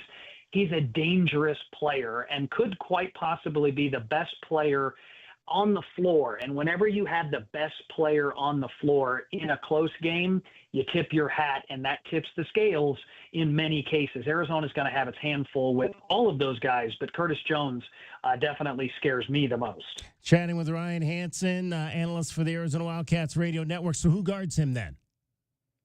They're all going to have to guard him at some point, right? Yeah. Jaden Bradley's going to see his fair share of time against him. But the way Arizona defends, we've seen them switch a lot of times on the perimeter. So KJ Lewis will have his hand. Caleb Love will have his hand. I guess the guy that maybe you look at on paper, and even out of Tommy Lloyd's mouth the other day, Anthony Del Orso is a perimeter player for Arizona. Can he give you enough offense to offset some of the defensive questions that you have? And this is a lineup that maybe you look at and go, okay, How many minutes can Anthony Del Orso give you when it's that trio on the perimeter? May have to be a little bit more tactical if you're Tommy Lloyd on how you play Del Orso, or in what scheme defensively can you team defend this really good defensive unit. But I like Del Orso's shooting ability for Arizona on the offensive end, and you almost can't take him out of the lineup because of what he does for you offensively. Yeah, that was interesting. That was one of the points I was going to kind of make with you, is that because Tommy did say that after the game, you'll give up some defense because of what he can get you offensively. But does there come a time when you've got to make that decision? I can't have him out there if we're losing points at the defensive end of the floor. Yeah, individual matchups start to really weigh in games of this magnitude. And just look back at the Arizona-Duke game. And granted, the team has come a long way. Anthony Del Orso has come a long way. But my point being, if you look at the rotations, who played in that game, even Duke constricted their lineup. They didn't play the normal rotation. Why? They couldn't get away with it against an Arizona team in McKale Center. So you look at Iowa State, they have a couple of guys that on any given night, by the averages, are not giving you the same type of production. And one of those guys, Nate Heisey. Now, I say this, he's one of his last 14 from the three-point line. Because this is how it goes, he'll hit 4 for 5 tonight against Arizona because you and I bring him up. But I guess my point is on paper, you look at him and say, well, that could be a guy that maybe Del Orso matches up well with or isn't going to kill you. But then in any given game, guys step their games up. Anthony's come a long way since that Duke game. Nate Heisey earns his minutes as a grad senior because he was an incredible player at Northern Illinois. He could make a game-winning play tonight as well. And that's what makes tonight so special, is you expect, you hope Arizona's best rise to the occasion. Caleb Love is probably going to have to play one of his better games for Arizona to win tonight, but it's those X-factor plays that individuals like a Nate Heisey for Iowa State, like an Anthony Del Orso for Arizona, that could be the winning play that gets you the W. We're joined by U of A radio analyst Ryan Hansen. It's your view from courtside. It's brought to you by Kaiser Garage Door and Gates. Kaiser has been serving Arizona for more than 25 years. Rhino, you brought up Caleb Love, and obviously the offensive output hasn't been what it was last year. But one of the things I've been saying all year is I think he's a much better defensive player than what we had here last year. What are you seeing defensively that you like about what Caleb's doing at that end of the floor? Just the effort and energy that is at a high level when shots aren't falling. That's the sign of a mature player, someone who, when things aren't going great on the offensive end, you still rebound on the defensive end. You're still getting after it defensively. You're distributing the ball. We've seen his rebound numbers and his assist numbers not wane when the shooting percentages have even dropped from last year. Over the course of his 5-year career, he's just proven to not be a guy who's going to be as consistent. He's a volume shooting guy. He's going to get shots up. When he's on, he is gravy almost for this team at this point, which is what's key for Arizona. Early in the year, if he wasn't on, Arizona was losing those games. Now it's gravy. Now you're winning games by a larger margin. But Caleb's contributions have to be consistent in the areas that are the energy and effort areas: rebounding, switching defensively, assisting to your teammates. We've got to see it at a high level from him, even if shots aren't falling. We have seen that out of him more often than not. Now, obviously, I want to stay with that defensive point as well. I mean, one of the things we're seeing from him and also KJ Lewis is and I like at times that they double team those guards out front to get some of those steals they're getting. But I'm also seeing at times that they take some chances trying to jump passes. Do you think they do that too much in this defensive scheme? And how can that hurt them when they take those chances and they guess wrong? And now you've got a guy, you've got one less guy defending back there on a guard who could, on any of these guys who can drive the basket for Iowa State. Yeah, it's a great observation, DK, especially against a team of this caliber and quality. Gambling defenses typically get burned when you're playing elite-level offensive guards, especially the aforementioned trio from Iowa State. KJ and Caleb do love to get out in passing lanes. It's a slippery slope Making your opponent uncomfortable offensively oftentimes is the byproduct of your ball pressure and your ability to get out in passing lanes and make it hard to initiate offense or to get into that rhythm offensively. Sometimes are you out of position physically? Are you got an arm in the passing lane, or is your body jumping the pass like a DB trying to jump a hot route on an out to a wide receiver and go pick six style? We've seen it work very well at times, but you're right. It does lend itself to bad habits if you get too much of that. I'm going to jump every pass every time. Arizona could take advantage of that tonight. I think I'd rather see arms in passing lanes than bodies in passing lanes tonight. I will talk about it. It will be something I'm looking at early. Does Arizona make Iowa State feel the least bit uncomfortable offensively because of their pressure defensively? That doesn't mean out in passing lanes all over the floor. It means I'm physically up in airspace on ball handlers and I've got arms in passing lanes. It's a challenged position Arizona's in tonight, right? Finding that exact point of making the offense feel uncomfortable, but not gambling too much. It's your view from courtside, brought to you by Kaiser Garage Door and Gates. Kaiser serving Arizona for more than 25 years. Always great to chat with Ryan Hansen. He is the radio analyst for the Arizona Wildcats. Ryan, since the last time we talked to you, the emergence of Henry Vasar, man, has that been something to watch?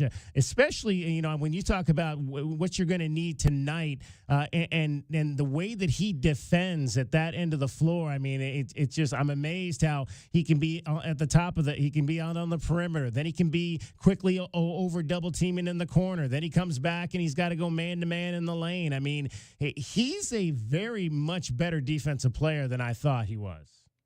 Yeah, his mobility affords Tommy the opportunity to change up defensively what you do in those ball screens away from the basket, because he can blitz, he can double, he can force the ball handler to make a decision in space 35 feet from the basket, where a year ago or even 2 years ago when you had Umar Ballo or Julius Tabelis, you really were playing drop coverage. You were worried about that ball handler turning the corner and not being able to stop him. Well, Henry's mobility and versatility of being able to slide his feet in space is pretty incredible for a 7-footer. But then also you throw his rim protection and what he provides for Arizona when he's in the game versus a Tobe Walker or Trey Townsend, who are not rim protecting. They're getting better at defending in and around the basket area by utilizing the principle of verticality. But Henry's rejecting shots. He's not just altering or providing, a little bit of defense there. That is one of the unsung parts of what Henry's brought to this team. So much of what everybody sees is his ability to now knock down threes, finish in and around the basket. He's dunking a lot of shots at the rim. That's really highlight reel stuff. But you've pointed out maybe his contributions to the team that is as important or more, and tonight we will see it on display, is his ability and his physical tools on the defensive end and what it does for Arizona defensively. All right, Ryan, I got to ask you about these Arizona Wildcat basketball managers, because they're apparently they're number 6 in the country, even though they lost though to Colorado the other night. They had a shot to win it at the buzzer, and I know you could be. We're both ex-managers. I was a manager at USC. You're a manager at Arizona. So I said a few weeks ago, I said I would have been the manager for the managers team as well, because I had no skill whatsoever. But I know you could play back in the day, because we've heard those stories. What do you think of those guys? And then did you guys have? I know we played some games back in the day too. Did you have a lot of success in some of those games back in your day? Yeah, we had success, but boy, we didn't keep track. Like, it's so formalized now. Like you said, there's a rankings, there's social media that's able to put out scores. We never did, keep track of our wins and losses, but it was something we loved, right? We jokingly referred to our fraternity on campus, the MGR fraternity, as Mu Gamma Rho. We were Mu Gamma Rho fraternity and played, many times the opposing teams, managers that would come in town. And boy, it's pretty fun to see the support that those guys even are getting from the team, and how incredibly important the support staff is to the success of Arizona basketball. It's a rich tradition. You and I have talked many times, David, about the basketball players that have gone on to success in and outside of the basketball world, guys like Harvey Mason, Matt Muehlbach, that have done things outside of it, you'd be hard-pressed. The manager group from Arizona has done pretty well when you look at a guy like John Entz, who has come through the ranks. The financial world has been greatly impacted. And my favorite manager of Arizona basketball all time is my dentist, Darren Davenport. Wow. So I told him when I was 18 years old and he said he was going to be a dentist in town, I'd be his first patient. I am his first patient. He's here in town. So love the managers that have gone on and done great things and the current guys who are supporting the success of the team. Darren Davenport. I'm going to have to put that name in my back pocket. All right. Rhino, always appreciate the chance to talk to you. Have a great call with Brian tonight. Thanks, DK. Appreciate it. That is Ryan Hansen with your view from courtside. We hope you enjoyed your view from courtside. It was brought to you by Kaiser Garage Door and Gates. Kaiser, serving Southern Arizona for more than 25 years. Do you trust those in charge of your financial future? Trust is founded on 3 core principles: competence, honesty, and benevolence. Those making decisions about your financial future should always place your best interest ahead of their own. I'm Natalie Fernandez-Lee, and at Meridian Wealth Management, fostering trusted relationships with our clients is our top priority. Call us at 719-1433 or visit meridianwealthllc.com to learn more today. Advisory services provided by Meridian Wealth Management, a registered investment advisor. Stars are shining down on Goldberg and Osborne. The Eagle has more than 2,200 5-star Google reviews from across Arizona, like these. They go that extra mile to let you know they care. A wonderful experience. They treat their clients like family, and their professionalism is the best in the business. They made sure I got a great offer. Like a bulldog, they fought for me. Well said, everyone. After any accident, remember, the bird is the word. Visit Goldberg and Osborne at 1-800-THEEAGLE.com. Honey, our yard's full of weeds. Looks like a jungle and the neighbors are complaining. I know. I'm trying to get rid of them, but the product I'm using, it doesn't work. Oh. Not to mention, I don't have the time. But it's not just weeds. Not? No, I'm seeing ants. Ants? Yeah, and spiders. Ooh, spiders. I know, and I think I saw a scorpion. No way. Yes way, and there's a pack rat in our garage. Ew. Okay, I'll call University Termite and Pest Control today. We'll get rid of all of them. Okay, honey, thank you. University Termite and Pest Control, locally owned. Find them online at bepestfree.com. Experiencing the natural wonders comes easy at Rocking K. Nestled at the base of the Rincon Mountain foothills, enjoy stunning mountain views up close every day. In the top-rated Vail School District, Rocking K is close to work, shopping, and services. Tour 18 model homes by top-tier builders, offering move-in ready homes and special incentives. LiveRockingK.com. Proud U of A radio broadcast sponsor. Does it feel like the price of everything is going up, up, up? We can't control the price of gas or groceries, but at Royal Kia, we never add market adjustments, even while other dealers add fees because inventory is limited. At Royal Kia, you can rest assured you won't pay market adjustments, and we stand by our transparent online pricing.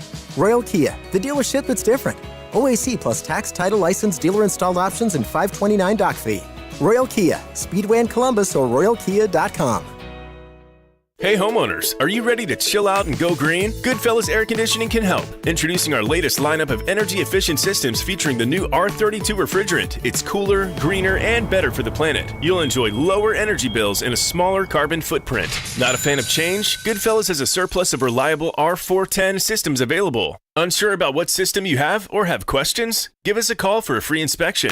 Goodfellas Air Conditioning, keeping it cool, keeping it green, and always keeping you comfortable.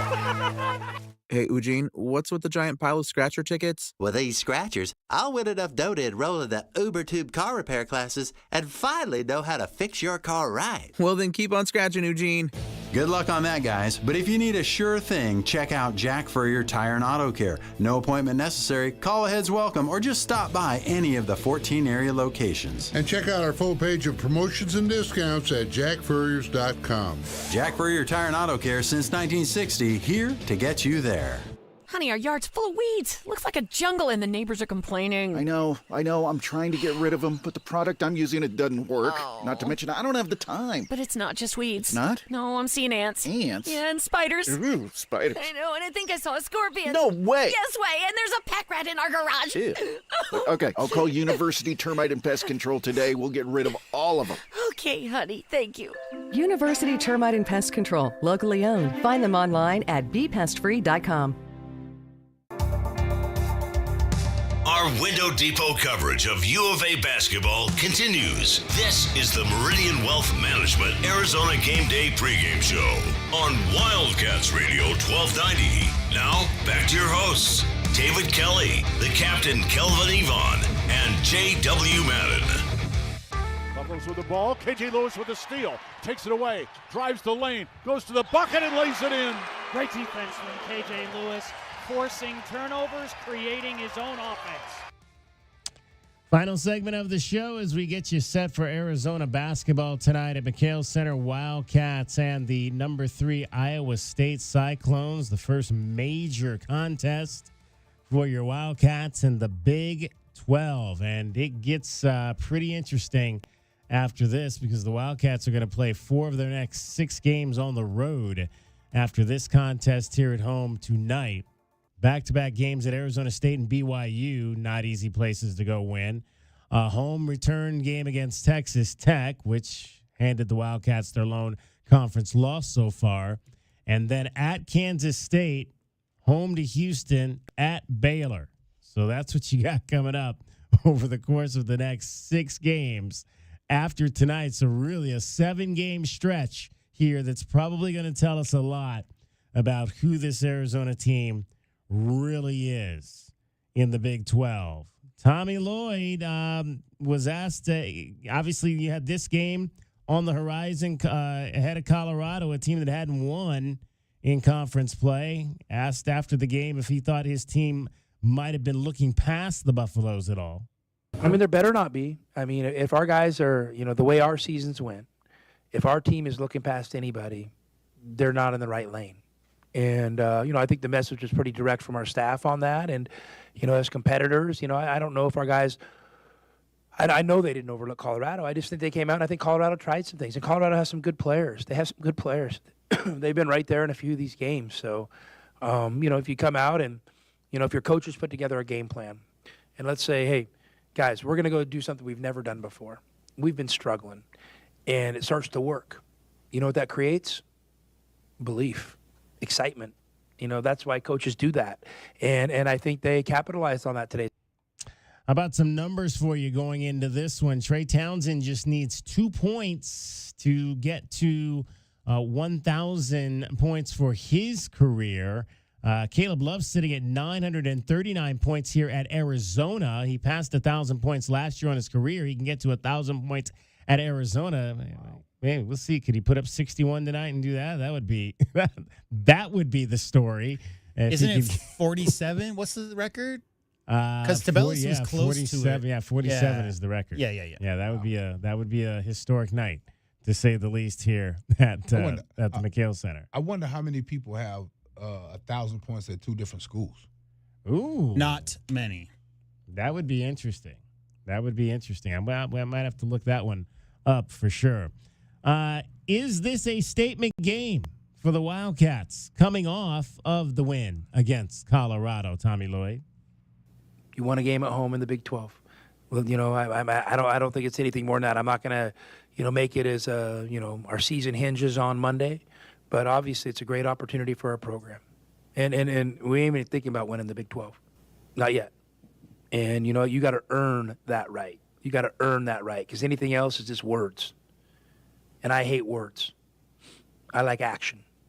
So let's see if we get there. And if we get there, it'll be a hell of an accomplishment, and we'll figure it out. But if we don't, we're going to fight to get to the NCAA tournament and see what can happen there. But we're not in the position as a program right now to be talking about winning the Big 12. Yeah, speaking of Marshawn Lynch, didn't he say, I'm about that action, boss? I'm about that action. Tommy Lloyd, the same way.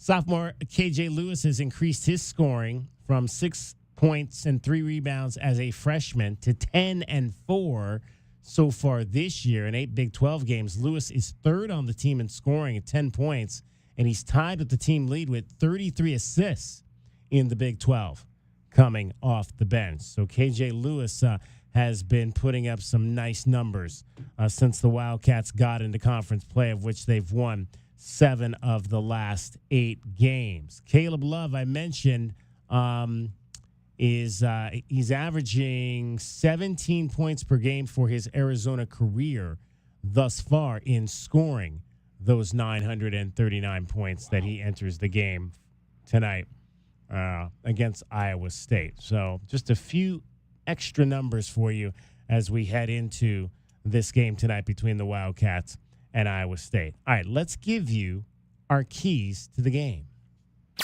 Wildcats fans, our keys to the game are brought to you by Royal Automotive Group. Royal Automotive, the dealer that is different. All right, keys to the game tonight. My number one key is going to be something that's very familiar. Ball security. Ball security tonight. You cannot allow this team to come in here and pick your pocket. And one thing you can definitely not allow is them to get a lot of runouts on turnovers, because it'll be a bad night if that happens. There's a lot of coaches, guys, that'll tell you take the 5-second call if you have to in certain situations when you face a team like this. Be better to turn it over and put yourself back on defense than to turn it over and let them get a run out on you. So ball security, no pick sixes in tonight's game. Score. 90 points is the number. Wildcats win. They've only lost once when they get to 90 points under the Tommy Lloyd era. So get to 90 points tonight is going to be one of my keys, and you'll definitely at least have an opportunity to walk out of here with a win. And I think it's interesting. You got these 3 guards, and I know that Kelvin's guy was Josh Jefferson. But really, Jones is the only guy that's a real great shooter per se. I think the other guys can score, but they're not as skilled, I think, shooting as Jones. So maybe you try to take away Jefferson inside.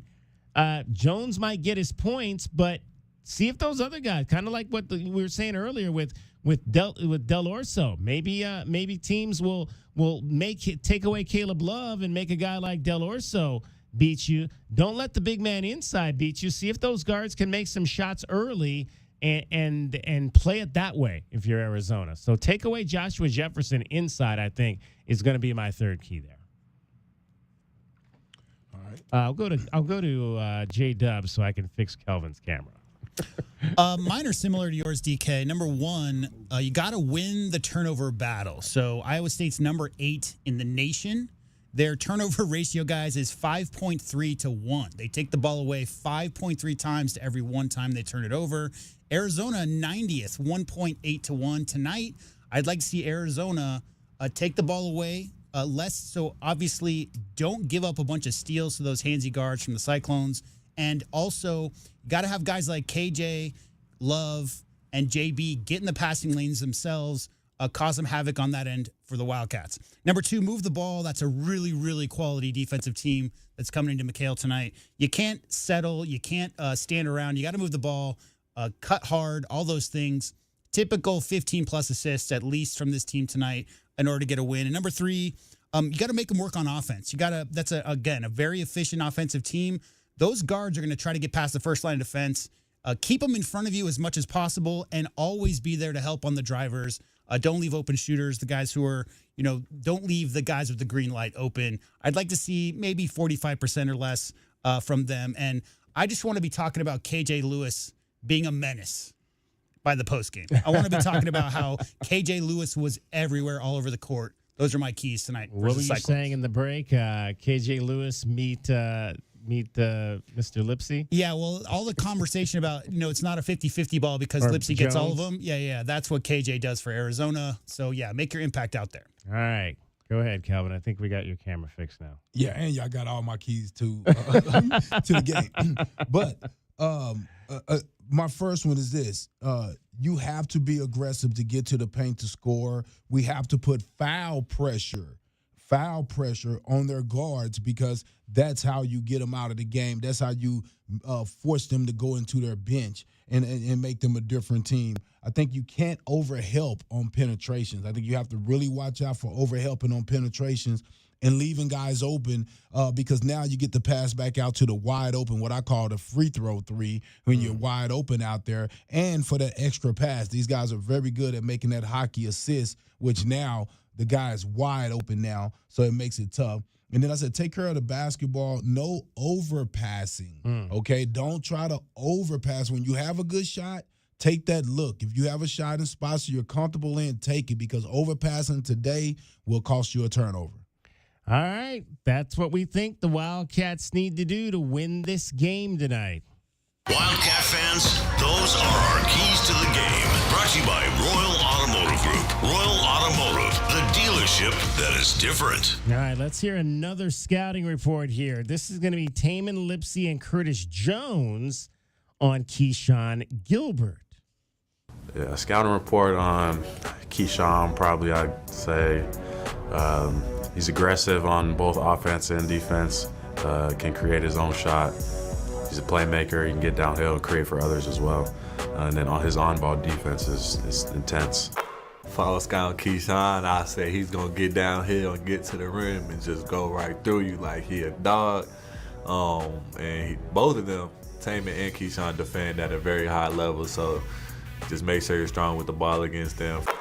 Yeah, 44 steals for Taman Lipsey and 28 for Keyshawn Gilbert. I mean, they've got 6 guys who have 20 or more steals on their team. You know, the first thing I thought of, J-Dub, when I heard those steal totals, I said, man, them open gyms in the summer, boy, I'm probably with some fist fights, boy, because they in there locking up each other, man, because you can't get that good. Yeah, getting 1 or 2 guys, Kelvin, on your roster who really takes that side of the ball super serious is semi-rare at this level. But when you got like 3-4 guys and then the coaches aren't around, yeah. And it doesn't surprise me they're so good at penetrating. Because they as coaches always say, the practice is harder than the game for these guys.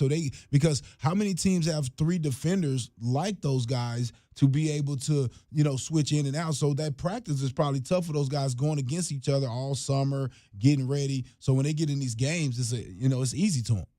All right, we heard Tommy Lloyd a couple of weeks ago. He was asked kind of about, having to prepare for these unfamiliar opponents and whatnot. TJ Olsberger was asked the same question, and here's what he had to say about preparing for the likes of ASU and U of A. To me, it's probably more business as usual. You look at the game as it presents itself, and you watch the film, you look at the team, and you figure out, for us, it's 90% plus of what we do and doing that to the best of our ability. And then certainly we respect our opponents, and there's 10% that hey, this guy's a great shooter, this team tries to play through the post. Those sort of things we incorporate. But I've never really looked at, being in the league when we had 10 teams, 16 teams, 14 teams. I hadn't looked at it differently, to be honest, of just focus on the practice the day that we have it, focus on the game that comes, and then the next thing will get to the next thing. The foundation of a great basketball team begins with the starting lineup. Today's starting lineup is brought to you by Rocking K, a master plan community designed by nature. Tommy Lloyd looking for win number 102. Jaden Bradley starts at 1 guard, 6'3" junior out of Rochester, New York, averaging 12 points and 4 assists per ball game. Caleb Love, 6'4", fifth-year guard out of St. Louis, Missouri, leading scorer at 15 points per ball game. Anthony Del Orso, 6'6", junior guard out of Melbourne, Australia, shooting 48% from three-point land, averaging 10 points per ball game. Your forwards, Trey Townsend, fifth-year man out of Oxford, Michigan, out of Oakland University, 10 points and 4 rebounds. And Toby Awaka, 6'8", junior out of Hyde Park, New York, by way of Tennessee, 7 points and 8 rebounds per contest. That's going to wrap up our show. Coming up next, Whiteout at McHale, Arizona versus number 3 Iowa State. We'll talk to you after the game.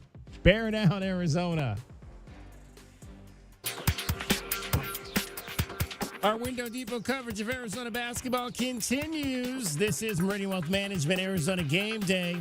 Hour 3 of the pregame show is brought to you by Broadway in Tucson, Cool Willie's Air and Plumbing, Drain Medics, First Choice Pools, Goldberg and Osborne, the Injury Lawyers, Kaiser Garage Door and Gates, O'Reilly Chevrolet, Showtime Sports Cards, Tucson Police Department, and by Meridian Wealth Management, wealth well managed, life well lived.